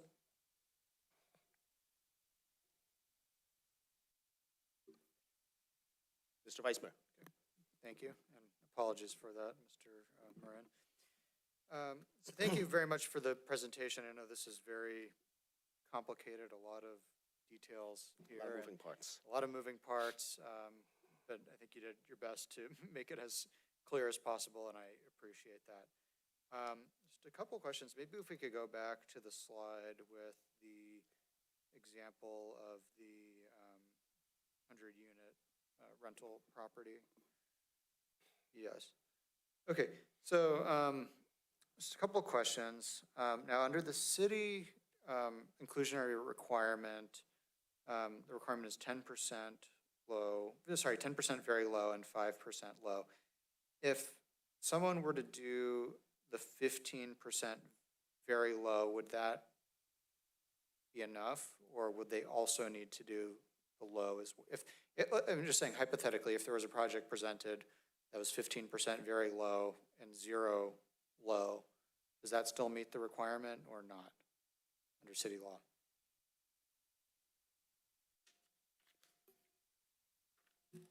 And just to rephrase the question is if a project allocates 15% of units as very low and 5% is low, does that meet the city's requirement? No, sorry, the question was if the project had 15% very low and 0, no low income, it was only the 15% to qualify for the state density bonus, would that also meet the city's requirement or not? Like, for example, would the additional 5% that are very low above our current requirement, would that meet the requirement for low as well, or they need both categories? To meet the city's inclusionary housing requirements? Correct, Yeah, yes. they would need both categories, Okay. correct. Okay. So, I think the density bonus is an important tool to be able to both, get the incentives for the affordable units and then also to, incentivize developers to build. The way I see it, though, is I think there needs to be a little kind of give and take. You give a little, you get a little. And so I think, adding the proposed city ordinance doesn't change anything within the very low category, so that doesn't do anything. Within the low category, I think it does make sense that by adding the 5% low income units, they then get the 15% additional market rate units, because that's a new category that's not included within the state's existing bonus. The question I have is on the moderate rate. And, you know, the state already allows, what is it, 25 for, sorry, no, 20%, 20 units for moderate, right? For getting the 5% moderate rate number, right? The bonus is a 20% bonus, is that correct? Correct. And I'm going to shift over to our tier 1 and tier 2 tables just to clarify that for rental projects specifically with the moderate income allocation. The only reason that additional density bonus is being provided through through making some units moderate is because the project is already maxing out the very low income allocation in the tier 1 table. So the city's very low inclusionary requirement is 10%, but in order for the moderate income portion of the city's density bonus to apply, a project actually needs to exceed the city's requirement and provide 15% of units as very low rather than just 10%. Right, you would only qualify for the moderate rate density bonus if you've already maximized the very low. Correct. Okay. So going back to the other chart, the other table. Absolutely. You know, if the city is going to provide an additional incentive for moderate rate, can we ask that they provide more than 5%, more than the state minimum?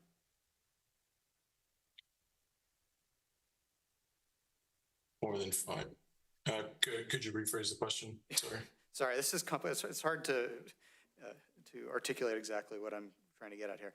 So under the current state law, if you provide the 5% moderate income within the base units, you'd qualify for 20% additional market rate units. Under the city incentive, yes, that would add another 10%.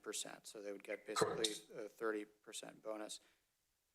Can we request more? Can we require, like, to say, okay, you're already getting 20% from the state. If you want to get an additional incentive from the city, you have to provide more than what the state is already requiring. Does that make sense? Yes, yeah, believe I'm understanding the question.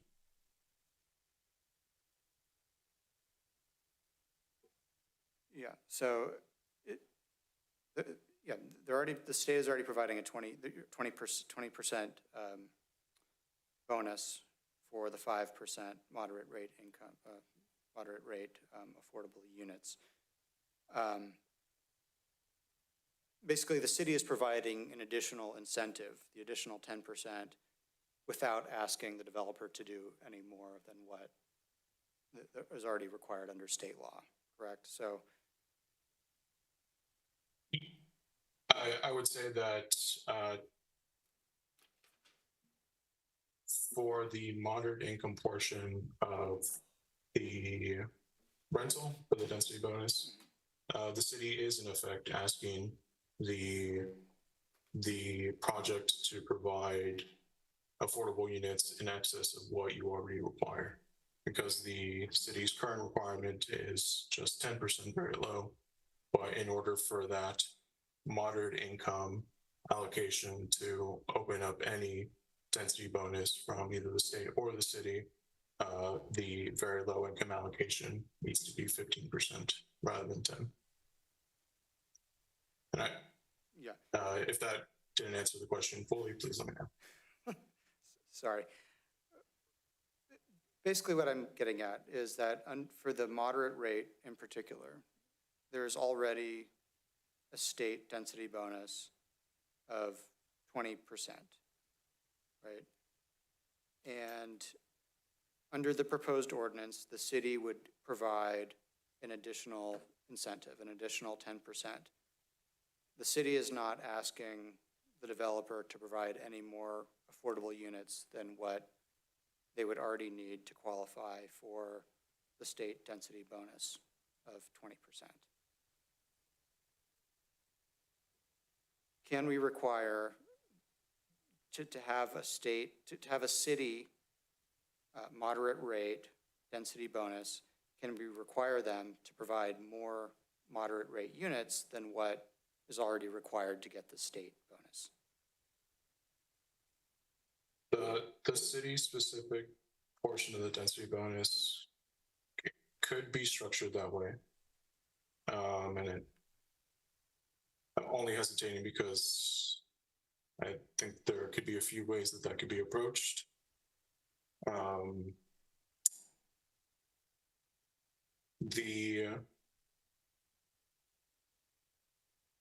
I'll add that the reasoning for the structure or for focusing on moderate income units for rental projects to begin with was acknowledging that within the tier 1 scale, a moderate income unit allocation for rental projects doesn't provide any density bonus through state law within tier 1. Those higher allocations in either the very low or the low category need to occur for anything to happen, specific to moderate income allocations. Could we go back to the table on the tier 1 and 2? That would probably be helpful. Thank you. Yeah, absolutely. Yeah, so again, a two-parter. This portion of the subtable for tier 1, it's the way the state density bonus law is written, technically does not apply to rental projects at all. Also acknowledging that with the city's inclusionary housing requirements, there is not any requirement within the moderate income allocation. And that point that was brought up earlier of the including a moderate income allocation, including a moderate income portion for rental projects for the city provided density bonus. The idea is to incentivize developers to provide very low or low income unit allocations beyond what the city currently requires as a result of its affordable housing requirement, the way it's currently structured. Would additional market rate units in the building be subject to any type of housing fee or anything like that? Affordable housing fee or not? Affordable housing units are not subject to. No, the additional market rate units that are provided under the density bonus, would those be subject to any? They'll be subject to impact fee, would they not? Those would be subject to development impact fees, yes. But not to rate. the affordable housing Correct. fee, because that's they're already including inclusion use. Okay. Yeah, so city density bonus portion of the increase is not subject to additional affordable housing fee, but it will be subject to development impact fee, correct? Right. Okay. I'll let others ask questions. Okay. We can come back to you. Councilmember Rinaldi. Thanks, Mayor Fung. I just have a real quick point of clarification and the questions geared towards city staff. One of the biggest concerns that we get from residents, especially along this corridor, which is a transit corridor and commercially zoned, is parking. Understanding that the density bonus will bring more people in, build more housing, more affordable housing, make it more easier for developers to pencil out the building projects. The one thing that I want to get clarification on, I already know the answer, but it's for the general public's knowledge, is the developer impact fees and the need for a parking garage. Can you please educate us real briefly on that developer impact fee and if it can be used for a parking garage and why not? Yeah, so in the transit area, within a half mile of transit, we have a state law, which is AB 2097. AB 2097 says that we cannot impose a parking minimum, parking minimum on a project. So there would be no requirement for parking. We would not be able to use development impact fees to provide parking for those. That would not qualify. Thank you. Yeah, I mean, given state law, simply, with a high transit corridor such as ours, state law already prevented new housing developments to, let me rephrase. The state law basically do not require, cannot allow jurisdictions such as a city like us to require parking to be built up as part of housing, especially on transit corridors such as this. So that's a state mandate. And development impact fee has been described. It's being used to expand infrastructures for the new residents anticipated as part of the new development that comes in. So that answers that question. Now, but you know, we bring forward this local density bonus program. One of the primary goals is to give development community some sort of a pathway so that they can they can come to the city and say, if I develop this lot within a certain amount of time, I will have a guaranteed pathway to success in getting a permit so that I can actually build. One of the greatest challenges in the development community is the lack of a guaranteed pathway to get to building something. And the constant risk of not knowing when its entitlement going to come forward is preventing a lot of investments to come through. And so one of the greatest goals of a local density bonus program is to incentivize the developers to come to the city to invest and to build housing, mixed use, and the likes, in a way that fits our city's vision. So that when we tell you, okay, you're gonna build on El Camino Real corridor, on Broadway, on the transit center, and if you build, you know, provide a certain amount of affordable housing, you're gonna get X plus Y. And then within due time, I hope, you know, Mr. Mogensen, we can address that a little bit in terms of that certainty to getting a permit within a certain time frame. Right. Therefore, eliminating the risk of high carrying cost over time. So as they buy the empty lot or as they buy a one-story commercial, you know, storefront with the expectation of building a 6-story building, they don't have to carry this for 10 years and not getting a permit. I think that's my original intent to ask this to be even developed 4 years ago. Yeah, that's right. I mean, that's why we're doing this, is we need to incentivize this, and We need incentive with certainty. with certainty. That's right. And that's the direction that a lot of these state laws have been going. SB 330 reduces, streamlines the process, reduces the timeline, gives you certainty, limits the number of hearings. State density bonus says you can build these units on top if you provide us this affordable housing. The reason why, to Vice Mayor Holliber's question, why we've focused in on the moderate income is because the moderate income is less of a hit for the cost to a developer. Because if a developer has to subsidize very low, low, and moderate is going to be less of a subsidy on their part. And so, as you can see in this density bonus law and these tiers, it focuses on very low, and that's why we have the moderate identified in our local density bonus the way it is. We did an economic impact study. We looked at what works best for developers, what's the most feasible path for them, and that's how we crafted this. This is truly a custom ordinance for Millbrae's needs based on Millbrae's conditions. And I will go a little further to say, right now, we're still in a relatively high interest rate cycle, that there are not too many housing being started to be built. Between San Francisco all the way down to Silicon Valley. And we know that there is a high housing demand still. You know, there are still a lot of folks who want to call Bay Area home and yet still are not able to move in, especially San Mateo County, especially here in Millbrae. We know it's highly desirable. We've got all these people here who's working life science coming in, and we need to somehow find a way to make sure that they have a place to stay close to where they work. So, you know, and I heard your comment a moment ago, how you want to see them give a little bit more in order to take more, and I get the intent of it. Now, assuming we can get this approved, right, these numbers and they can be tweaked later on.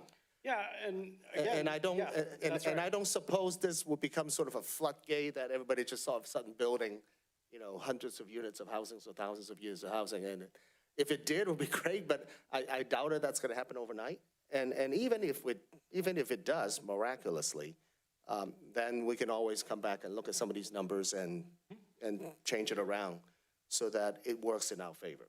And I think over time, hopefully we're in a downward cycle of interest rates, hopefully, that we can really see more investment in Millbrae and more housing coming out of the ground. And we can always tweak these numbers as the demand and our desirability of more housing, continue to change over time. And I think that's the spirit of all this. As we look at some of these numbers, do we have the perfect number today? Some will say yes, some will say no, and I think this is a good starting point. Can they be changed later? Absolutely. Do they need to be reviewed later? Absolutely. Maybe we need to review that in an every 2-year cycle, depending on where the rate cycle is, depends on where the development cycle is on things, and the growth of our population in the city. But one thing for certain, and I addressed that at the State of the City, we cannot have a sustainable economic development policy without a more sustainable housing growth as well, because asking people to come to work and drive 2 hours is just not sincere. We got to be able to let people live close to where they work. That's the spirit of it. I hope that help explains it. Councilmember Rinaldi? Thanks, Mayor Fung. I just have 2 quick comments. On the economic development piece, my thought always relates to that intermodal station that we have, largest one west of the Mississippi, and how we're not monetizing that yet. So bringing people into the actual city.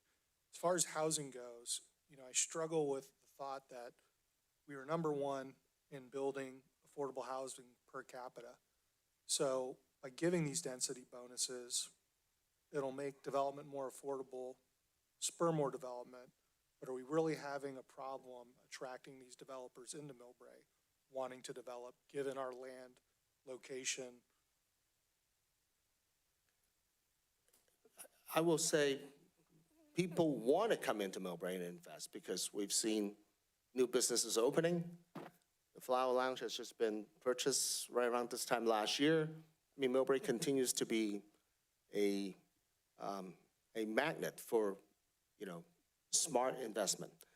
But in order to really turn these potentials into reality, we also need to make sure that people have a more guaranteed pathway to get to where they want to go within a certain amount of time. I think that's what this is about. Mr. Vice Mayor. Okay, a couple of thoughts. Please. So, I think, as was mentioned, we do have quite a bit of housing. We have, I think, about 370 or so units under construction right now between the Office Depot location and also the 1301 Broadway. Just quite a bit for, proportionally to the city of our size. I'm wondering, I support doing some type of a density bonus. I think it's a good idea, especially at the low income rate, which there's currently no density bonus under state law for that. My recommendation would be maybe to pause on the additional moderate rate density bonus since they're already getting it under state law. I don't really see the need to add an additional bonus above what they're already providing. If we go back to that other chart, that other table. So I guess under existing law, it would be able to go from 100 units in this example up to 170. If they were to get the additional 15 units for low income, that gets them up to 185. I think that's a pretty good incentive. I don't know if the 195 really adds that much more. Obviously, it helps the developer make a better profit, but is that really that much of an incentive to get projects done? versus if they didn't have it. You know, I'm totally in support of the additional 15% for the low-income category. I just wonder, is the additional, you know, there's already a state bonus for moderate rate. Is adding an additional city bonus on top of that really necessary if they're not going to be producing any more BMR units in the project? Let me try to sort of dissect that a little bit, because as we look at number of units, it does not necessarily turn into higher profit, first of all. Let's say you're building a new 5-story wood frame over a podium, let's say 6-story building. And let's say we'll let you build 195 units versus 185. It could be 195 units of 750 square feet on average, whereas 185 with 850 square feet on average, right? Units might be, I mean, you could see a very similar building, one way or the other, in terms of the size and the bulk and the height. It's just that if you got more units, they tend to be a little bit more efficient and a little smaller, and which by definition, a little bit more affordable. I'm kind of in a camp where I think for the same size of the box, we need to find a way to fit more people in it. And that's how we can get affordable housing. They need to be affordable by design. And to a large extent, a lot of folks who are in the development community, they may not even want to build that many units because the cost of construction is so high that it may not even pencil out at that high of a unit count anyway. So the flexibility in itself is just a way to let them plan based on their model, whatever it is that will fit them so that they can actually come out of the ground. It's just giving them flexibility, and it doesn't necessarily give them more profit.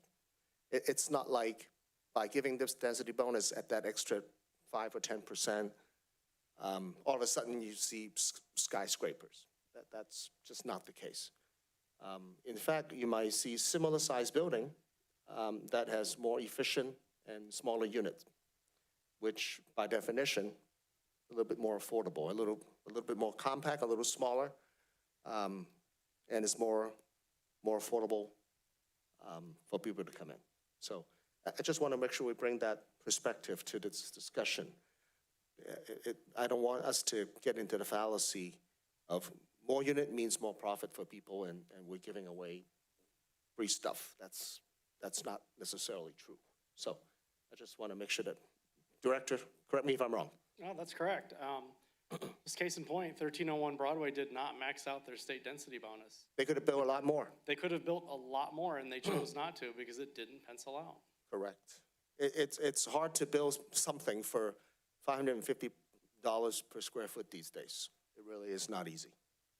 Okay, well, given your comment about, you know, market conditions and how this may need to be, you know, reevaluated at some point, do you think it may make sense to include a sunset date that would force the council to reevaluate at some point? Because I think we don't want to get to the point where all of a sudden we're, you know, flooded with applications. It might not be today or tomorrow, but at some point that time may come, and we're locked into, you know, providing this when, in a sense, we could be able to obtain more affordable units at the time. Think of it as sunset versus maybe an annual or biannual review. If we could go back to the table with tier 1 and 2 real quick. So I want to just give you an example. So AB 1287 took effect last year.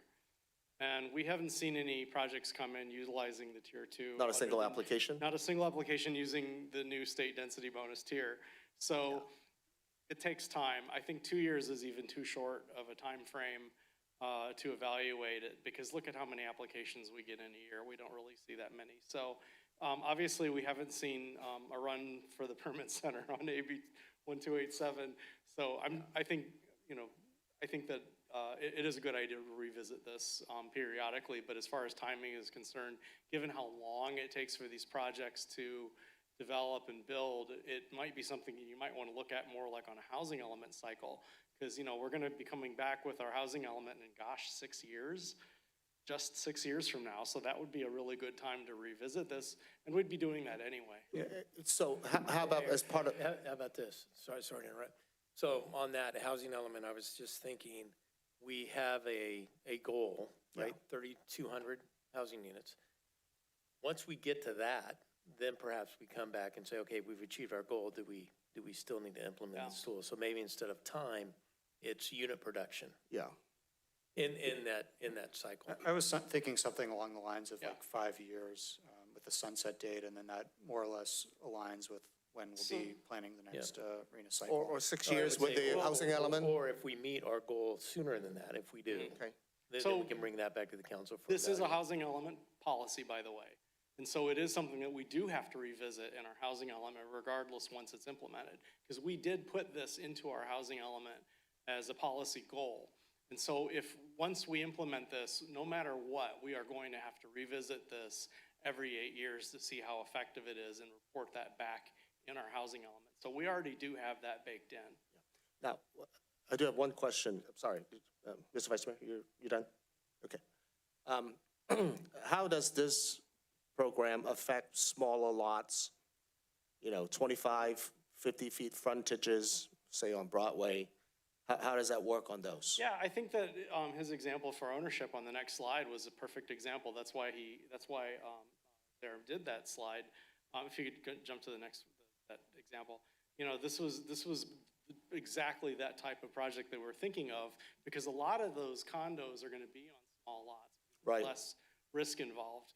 We don't see a lot of ownership condominiums anywhere because of the construction defect liability laws in California. Builder is responsible for responding to construction defects within 10 years of its SB 800? occupancy. Yeah, that's right. And so you don't see very many condominiums anymore because of that law. But if we do see them, they're going to be this example, and those downtown lots are a good example. Or Mayor, another thing that we're trying to incentivize here is lot consolidation, right? And so it'll be interesting to see if this incentive, because it's really economics, right? We're trying to incentivize the economics to make this work. If lot consolidation and builders are willing to, take that risk, purchase the land, consolidate the land for larger projects, it makes sense. I mean, that's really what another major element and incentive of this ordinance is. Yeah. Director, could you speak to, I raised that question a moment ago. How does this speak to in terms of timeline for these entitlement to come through? Because a big part of it is to give people more of a guarantee pathway to get into entitlement. Yeah. Can you speak to that? If they would adhere to our city density bonus program, how quickly can they get? Yeah, absolutely. And I think 1301 is a good example because it was a density bonus project. It got entitled in August last year. They just poured foundation a few weeks ago. It's under construction right now. So that's a 1-year period from entitlement to construction. Before that, I think they applied in May. So it was May of 2024, entitled in August, and then they're now doing construction now. So that's the timeline for our current density bonus project. What about smaller projects? Smaller projects would be a little bit faster, yeah, but maybe a year. Instead of a year and a I'm half. hoping to, have a We'd more like to speed compact that up for timeline. sure. Yeah. And again, the entitlement process was quick. It's Yeah. the construction plan check process that takes some time. We do want to streamline that too, but that's a different hearing. All right. Thank you for the update. Any other council comments, questions? Councilmember Nguyen. Sorry, we talked about parking, like for infrastructure. Are there any other impacts to other types of infrastructure with this type of development? Maybe you can speak to that. Yeah, I mean, anytime you add extra units, you're having an impact on city infrastructure, water, sewer, schools, parks. So those are what development impact fees cover. So certainly, certainly they are going to be paying those development impact fees so that we can expand our sewer capacity, our infrastructure as needed. What would the cost look like for that? Per unit? Yeah. Oh boy, off the top of my head, I'd have to look it up and get back to you. Or maybe later, yeah. Yeah. Yeah, well, our current impact fees for multifamily is right around $36,000 a unit. And remember, development impact fees, a builder can either build the facility or pay an impact fee in lieu of that. So it's to cover the impact of the new population stemming from the new development on infrastructure. Thank you. Anyone else? Councilmember Riley. I have some question for parking, because many business and residents come plan for the parking. How's the ratio for the new development for the parking, the ratio?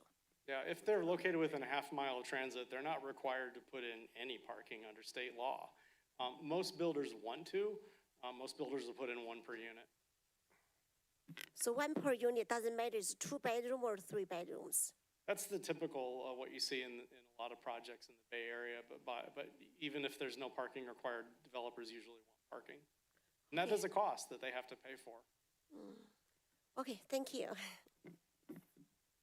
Anyone else? We already did public comment on this item, so, public comment is closed for item number 10, excuse me. Go ahead. Mr. Vice Sorry, Mayor. so based on the city manager's comment about the marina requirements and, does it make sense to include some type of a sunset provision in the ordinance, or we'll just sort of monitor the situation on? I know we do, annual reports on the RENA status and how we're doing.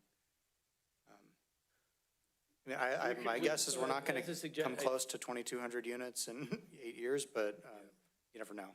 So our housing element that's certified expires in 2032, I believe. So 7 years. 7 years from now? Yeah. 6 years from now? And I just, again, I'm not recommending this just for discussion purposes. Maybe this runs with the housing element cycle. Okay. Unless we achieve our housing goal Before that. then we can bring it back to the council. In terms of total units, right? Yeah. Because the housing goal, the affordable, I don't think we're going to meet, but yeah. We have to Correct, bring this total back units. with the housing element no matter what. Because it is a housing element policy, we have to report back to you with the housing element. It's already baked in.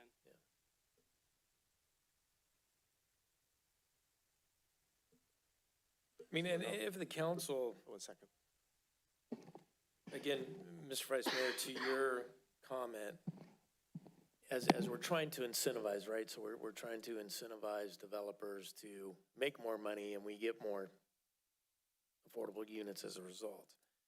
On that moderate level, we can run that analysis. So in essence, they're getting a 30% density bonus, but no increase, right, in the moderate. So we can look at that and do kind of a sensitivity analysis to say, okay, based on that 30%, how much would be feasible economically to increase that number of affordable units? Unless the consultant can answer that question and run that number to say, is that, the higher percent of density bonus with no increase in affordability, is there room within that 10% to gain a higher percentage of affordable units at the various levels, perhaps, but is that what, right, that's what it is. So in essence, from 20% to 30%, or added 10%, it's 30% density bonus with no increase in moderate units as a percentage. So I don't know what the answer is. I think we would have to study it again, unless the consultant has already, there's been a lot of economic analysis behind this, so I don't know if he has an answer or not. Yeah, it's hard to answer that broad strokes. Big component of that is that, the economics of a project will vary pretty significantly just from site to site and how large the project itself is. And like we were discussing, even factors like being able to build additional market rate units doesn't always necessarily lead to a project penciling or not. So that, I would say that would require a deeper look to be able to answer. Yeah, there's so many land costs, just take the land costs, whatever a developer is going to buy land for, and the land residual is pretty determinant on the amount of potential profit or loss that a developer will make. And land values, they're hard to predict. We know they're high.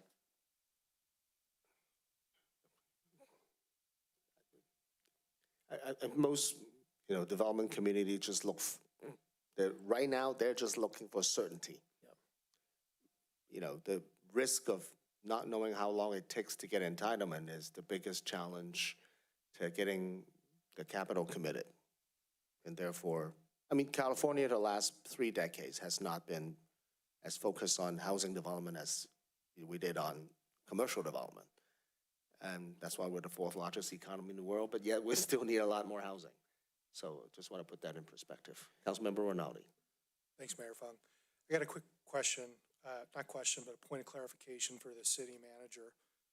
We realize the need for housing. We realize the need, what happens when we don't meet our housing element here in Millbrae. And we want to have local control as much as possible when we build this said housing. So my point of clarification to the city manager is the recommendation you are making to revisit this proposal, if we were to enact it, would be if we reached the allotted number from our housing element that we're responsible and on the line to build. That would be a trigger to revisit this and see if we need to make tweaks and adjustments to it.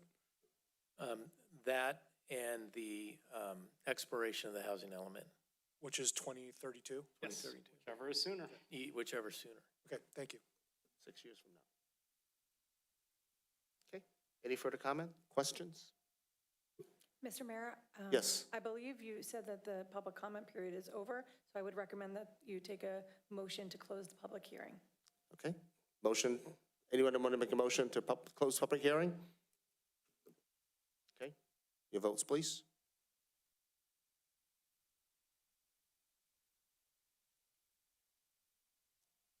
The public hearing is closed by a vote of 5-0.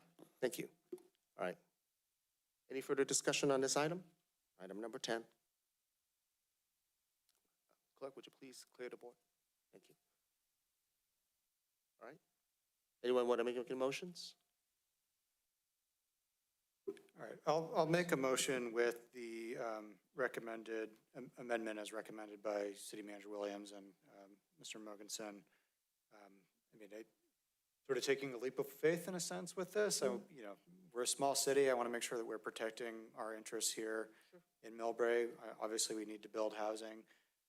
But, you know, if you look at the RENA requirements, you know, the below market rate isn't 10% or 15% or 20%. It's like over 60% is envisioned to be below market rate.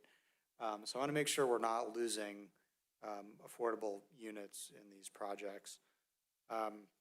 Obviously, you know, building housing at any rate is better than nothing, and want to make sure that developments move forward. But I think, you know, as we do our annual, you know, RENA updates, to take a look to make sure that this is working. And it would be good to know, you know, if a developer does apply using density bonus law, are they maxing it out or not? And how exactly does the math work in terms of the bonus that's triggered? So on top of that, Community Development Director, would you be able to come back on an annual update? Absolutely. On application that pertains to these local density bonus programs? We're happy to include that. We're here every March. I think that's a great idea. Just so we know. We'll And then we can include it. revisit all of that. We'll I mean, I'd talk love to about see it. people using it, but, you know, give us update every year. Absolutely. We'll Please include do. that. All right. We'll see you in March. You good? Okay. We have okay, perfect. We have a motion from the Vice Mayor and a second from Councilmember Rinaldi. Any final comments? Your votes, please.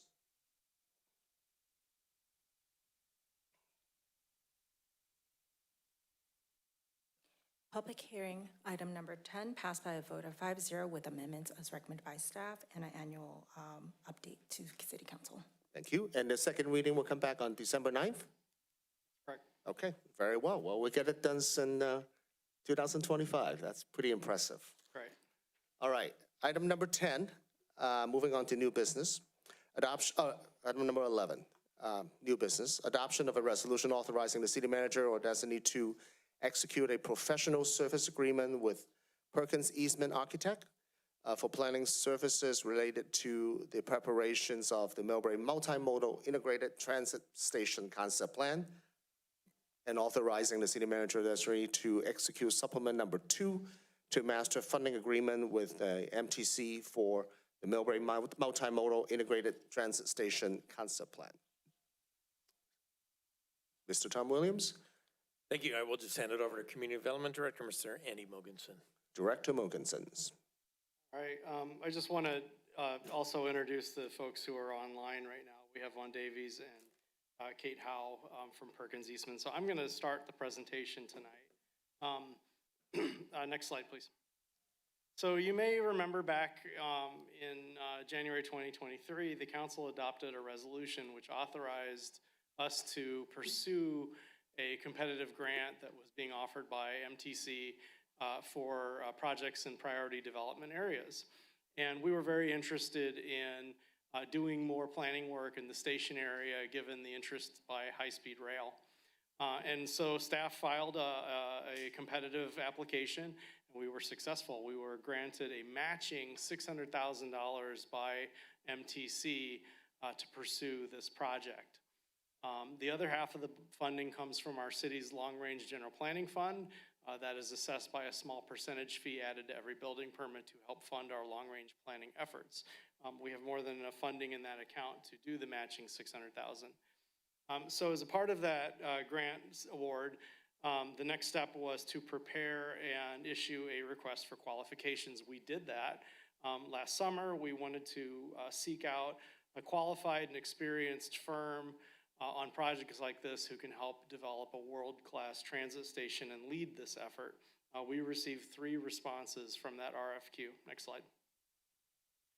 The goal of this was to develop the Millbrae Multimodal Integrated Station Concept Plan, which, as I said, is to provide a vision to improve the function of the station as a true multimodal integrated transit hub with California high-speed rail. The plan is to evaluate potential amenities, services, and transportation infrastructure improvements so that we can have seamless connectivity to everyone, no matter where you're going, whether it's in the neighborhood, downtown Millbrae, SFO, the world. We want to make this a seamless connective transit hub, make it the best it can be, a world-class station. We wanted the plan to focus and include customer experience guidelines, have a station diagram, and renderings for a potential future multimodal transit station. Next slide. So as a part of MTC's requirements, we invited representatives from our transit partners, Caltrain, High Speed Rail, Samtrans, SFO, and BART to review these 3 proposals. Following the initial scoring of the written proposals, 2 finalists were selected and invited based on their scores to provide a presentation of their services, followed by an interview. Of those 2 firms, Perkins Eastman was unanimously recommended by city staff and the participating panelists who represented Caltrain, High Speed Rail, and Samtrans consideration by City Council tonight. So we're here to introduce Perkins Eastman. Next slide, please. With that, I'm going to hand it over to Von Davies of Perkins Eastman to introduce his team and his firm to you this evening. Thank you. Thank you, Andrew. Can you hear me? Yes. Great. Mayor and City Council, we're delighted to be here. We've had a wonderful opportunity to meet all of the stakeholders that you see listed on this slide, and we expect to work with both our agency partners and our team in a seamless fashion as one team moving forward. I'm Vaughn Davies. I have over 30 years of experience in dealing with these types of projects in cities nationwide. I'm joined by Kate Howe and Steve Line from our office as well, who also have collectively 10, 20, 30 years of experience looking at these complex projects. Patrick, Benny, and Ian are with our sub-consultant group with Steer and PH Wong, and Circle Point will be handling a lot of the community outreach, understanding all the technical issues with our partners, and the engineering and planning services that will come along with the project as well. If we can go to the next slide. Just to put in perspective, just collectively, we have worked on many, many projects just in the Bay Area, although we work nationally, and we've worked from San Diego to Vancouver on a whole number of projects. The importance of that is that we bring lots of lessons learned from these great projects to be able to make San Francisco Airport and Millbrae stations a world-class environment, as you all mentioned. our approach is always to make sure that we're serving the locals first, and that this is something that really is a place that locals want to go to be able to get to work, to be able to meet guests, and really use this as a great hub. And as we heard from yourselves in the previous conversation, to promote living at a station and access to a station, reducing parking, etc. So we bring a huge amount of experience from the Bay Area to the project. Look forward to lessons learned. No two projects are the same, and this will have to really speak to the community in Millbrae in particular. The next slide. We are going to be engaged over a course of about 3 years with yourselves, so we'll have plenty of opportunity to meet one another and to spend time together and hear all the issues that the community is facing and the desires that you have to move forward. But just in the next couple of months, we'll be initiating the project and meeting with everybody at the city and the different agencies to understand the goals and objectives of the project. The first 3 tasks that are sort of grouped together in our what we call an analysis phase, which is really for us to get to understand the issues within the city, develop some high-level consensus on the vision, look at station systems, do the base mapping that we need, and develop some metrics for success so that we really understand what success looks like with the plan that we'll be developing over time. And we'll begin some interviews and workshops with the community and the agencies. As we move further towards the end of the year, early next year, we'll begin to start looking at some functional plans, developing some concepts that we can start to test, share with yourselves, share with the community, and really begin that very robust community outreach process, which I think we all believe as a team really makes these projects richer and it enables the community to really embrace them and become ambassadors for their success moving forward. In 2027, we hope to have a draft plan. It's something that we want to make sure that we'll be able to test from a phasing point of view, do some high-level cost estimating, make sure all of the agencies are on board moving forward, and then bring it to yourselves and others for approval in early 2027. So that's really the structure of our work, and there will be community engagement throughout these next 30 months or so with yourselves and with the community. Next slide. And just to remind everybody of the location of the station, which you're all very much aware of, we're delighted that El Camino Real and the Grand Boulevard Initiative has sort of kicked off, is underway. We seek to solve a lot of the issues I think that the community sees of dealing with transit, dealing with congestion, trying to make this a first-class environment, something that you would walk to first and foremost, and something that fits within the specific plan. So part of our charge here too is to make any adjustments to the existing specific plan, which you see within the red boundaries of the study area in the project here. And I'll leave it with that. And Andrew, if you'd like me to add anything else, happy to do so. I'll defer to the council on that. Next slide, please. And so with that, we're recommending the council authorize the city manager designee to execute a professional services agreement with Perkins Eastman for planning services related to the preparation of the plan this evening. Happy to answer any questions you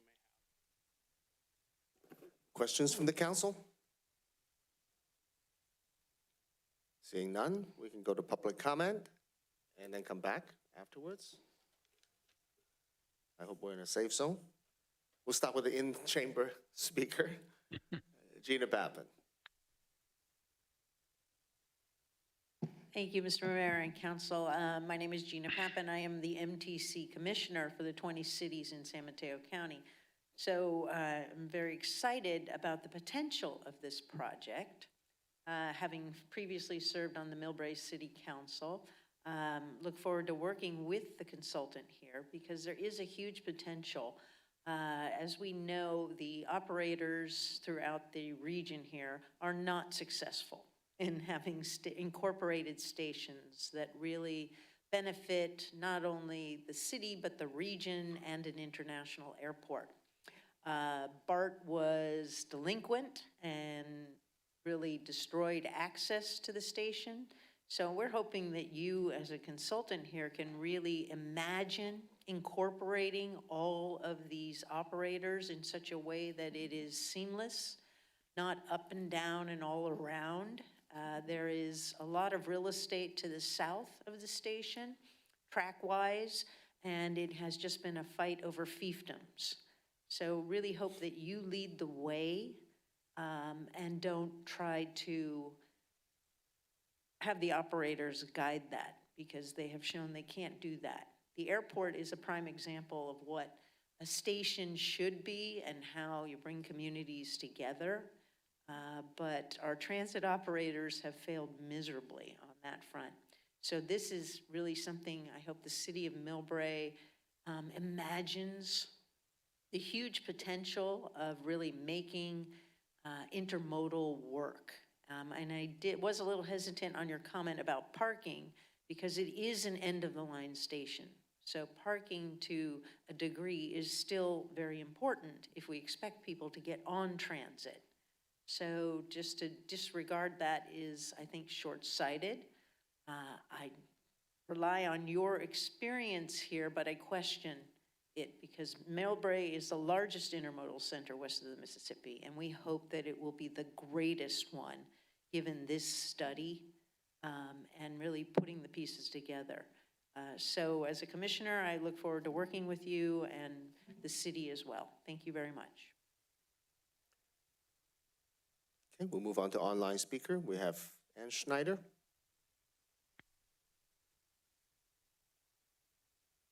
Thank you. My comments are more directed at the consultants. Like Gina Pappen, I am a former councilwoman and mayor of Millbrae.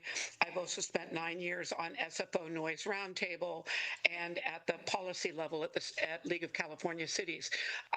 My biggest concern of watching what happened with the previous circulation study, it was all to the advantage of the transportation agencies, with Millbrae basically under no consideration at all. The design of the BART station is horrible. It doesn't match us, and it actually led to the Gateway project having that design to keep with a modern look. And if you go next door to Burlingame, granted, they did a public measure to stop BART.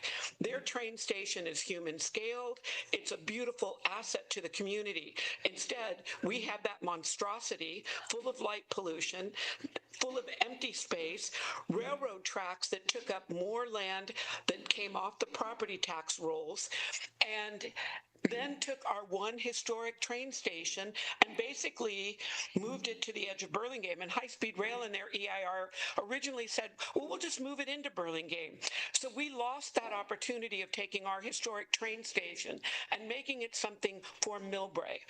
And I hope in your studies you will find out that being this transit hub, to me, has been a complete disadvantage to Millbrae. It's pulled off tens of acres off property tax rolls. It makes us subservient to the region. And I will tell you, after 9 years, SFO doesn't give a damn about Millbrae. So I am very concerned that we have to be nice with our partners and I'm doing the history right now of Millbrae, going back into the 1800s. We have always been the stepchild of the peninsula, of San Francisco, and of the more powerful entities. So I'll be at your meetings, but please, this is for Millbrae. It is well past time that Millbrae is first and foremost on that. Thank you. Okay, all right. Any other public comments? No, Mayor. Okay, closing public comment on item number 11. Bring it back to the council. Any further questions, comments for our consultant? Mr. Vice Mayor. Thank you. Thanks for that presentation. Look forward to working with you. But yeah, just to echo a couple of those public comments, we did have sort of a bad experience in the past working on a transit station access plan where the city was largely ignored, and it's supposed to be the city's study that was done, but it was largely parroting what one particular transportation agency had wanted to present, and that was disappointing to see that.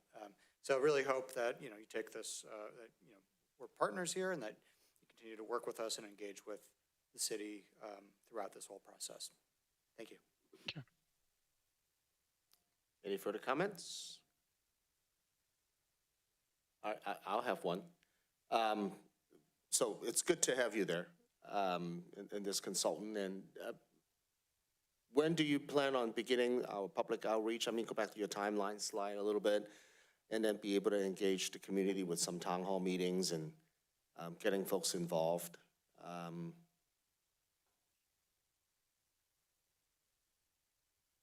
2026 December?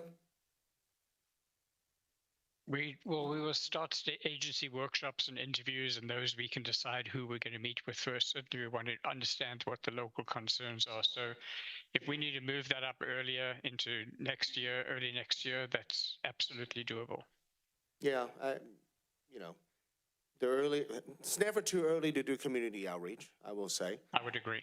So, yeah, the moment you have some sort of a conceptual plans, you know, circulations, how the station, you know, could be accessible from El Camino Real, and ticketing stations and all those, head house, I think is what the term that Bart liked to use for their design. Once you have some sense of that, you know, circulate it around a community meeting in the rec center, maybe, and then just make sure everybody gets to participate in these discussions would be very helpful. So nobody, you know, get blindsided over it. I'm not saying you would. But I think, you know, just, you know, you get my point.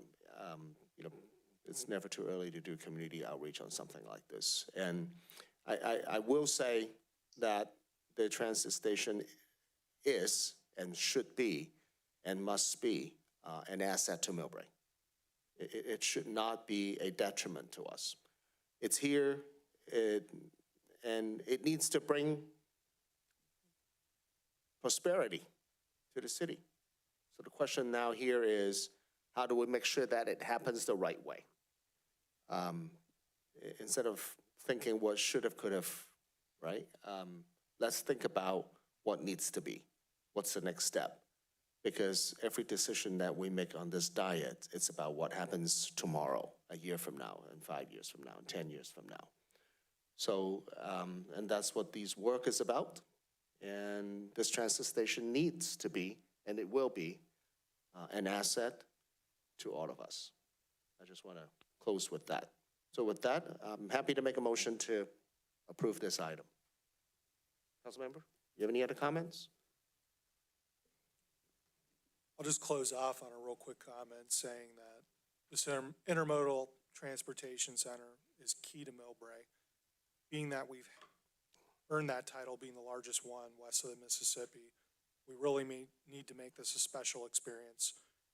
Bringing people into the city, also providing access to our residents to that area of the city, which is a problem that we have today. Connectivity to it's not the greatest. So I really look forward to working with these consultants. I really appreciate the fact that we're going to need public input, really bring the public into this so that way they have a seat at the table. And I look forward to the future of Millbrae. Okay, thank you for the comment. Anyone else? Okay, I made a motion to approve this contract.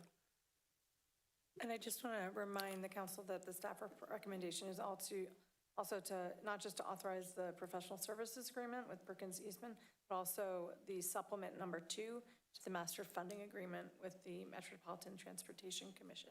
We already got the funding from MTC, correct, Director? Your head is nodding. Correct, that is correct. Okay, all right, thank you. The supplement is just, it's a requirement of MTC to sign a separate short agreement to release the funding. It's nice to get regional funding, $600-some thousand here. So that's nice to have, all right? Just in case people didn't know that we actually are able to get regional funding. All right, we have a second from our Vice Mayor. Thank you so much. Your votes, please, Council.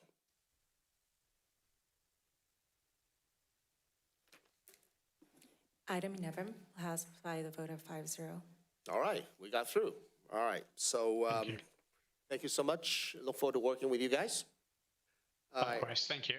All right, so 9:31, who would like to start off on our council comment this evening? I'll take a hand raise.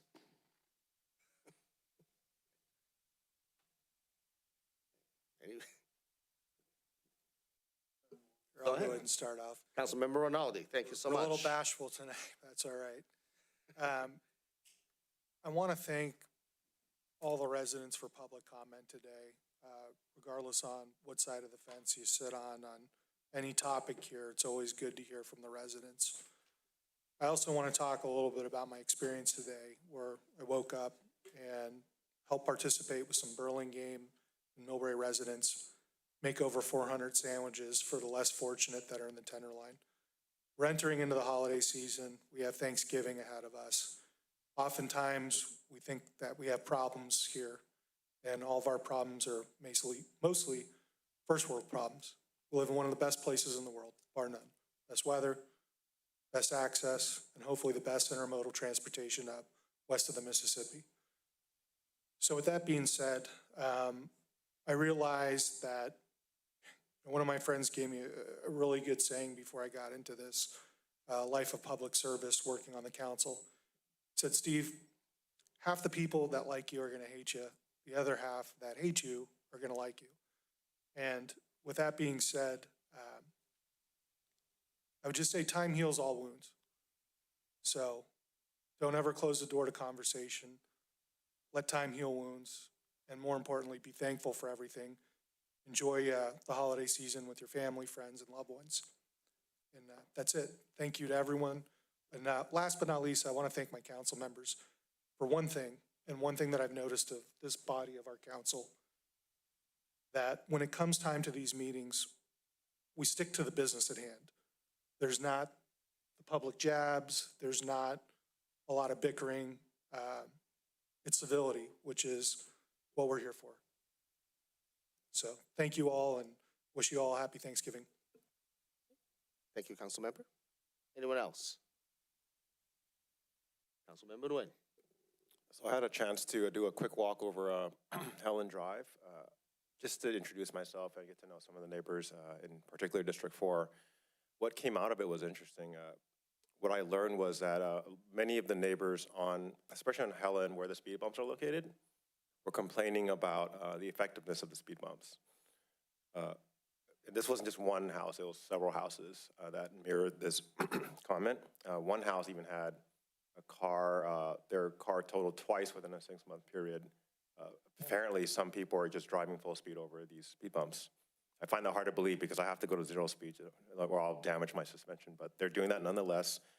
And those are some of the things I'm learning right now is maybe it'll be great if we could work on maybe a traffic study or something that can give a lot of these residents around Helen Drive at least some information on what we intend to do, because it is a serious problem for many of those households. So just want to close with that comment. Thank you. Okay. Thank you for the comment. Anyone else? Councilmember Riley. I want to thank you for city manager and the Mayor Fang to support and approve the second annual Veterans Appreciation and the first Sheriff Firefighter Appreciation tonight. And thank you all of our colleagues coming today to support this event, and our city staff to work so hard to make this event happen. Thank you so much. Happy Thanksgiving to all of you.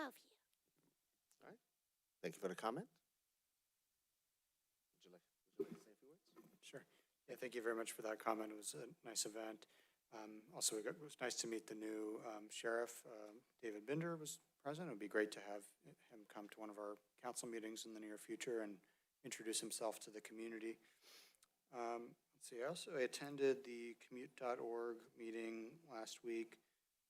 There was an update on the countywide transportation plan, which I believe is being done by CCAG.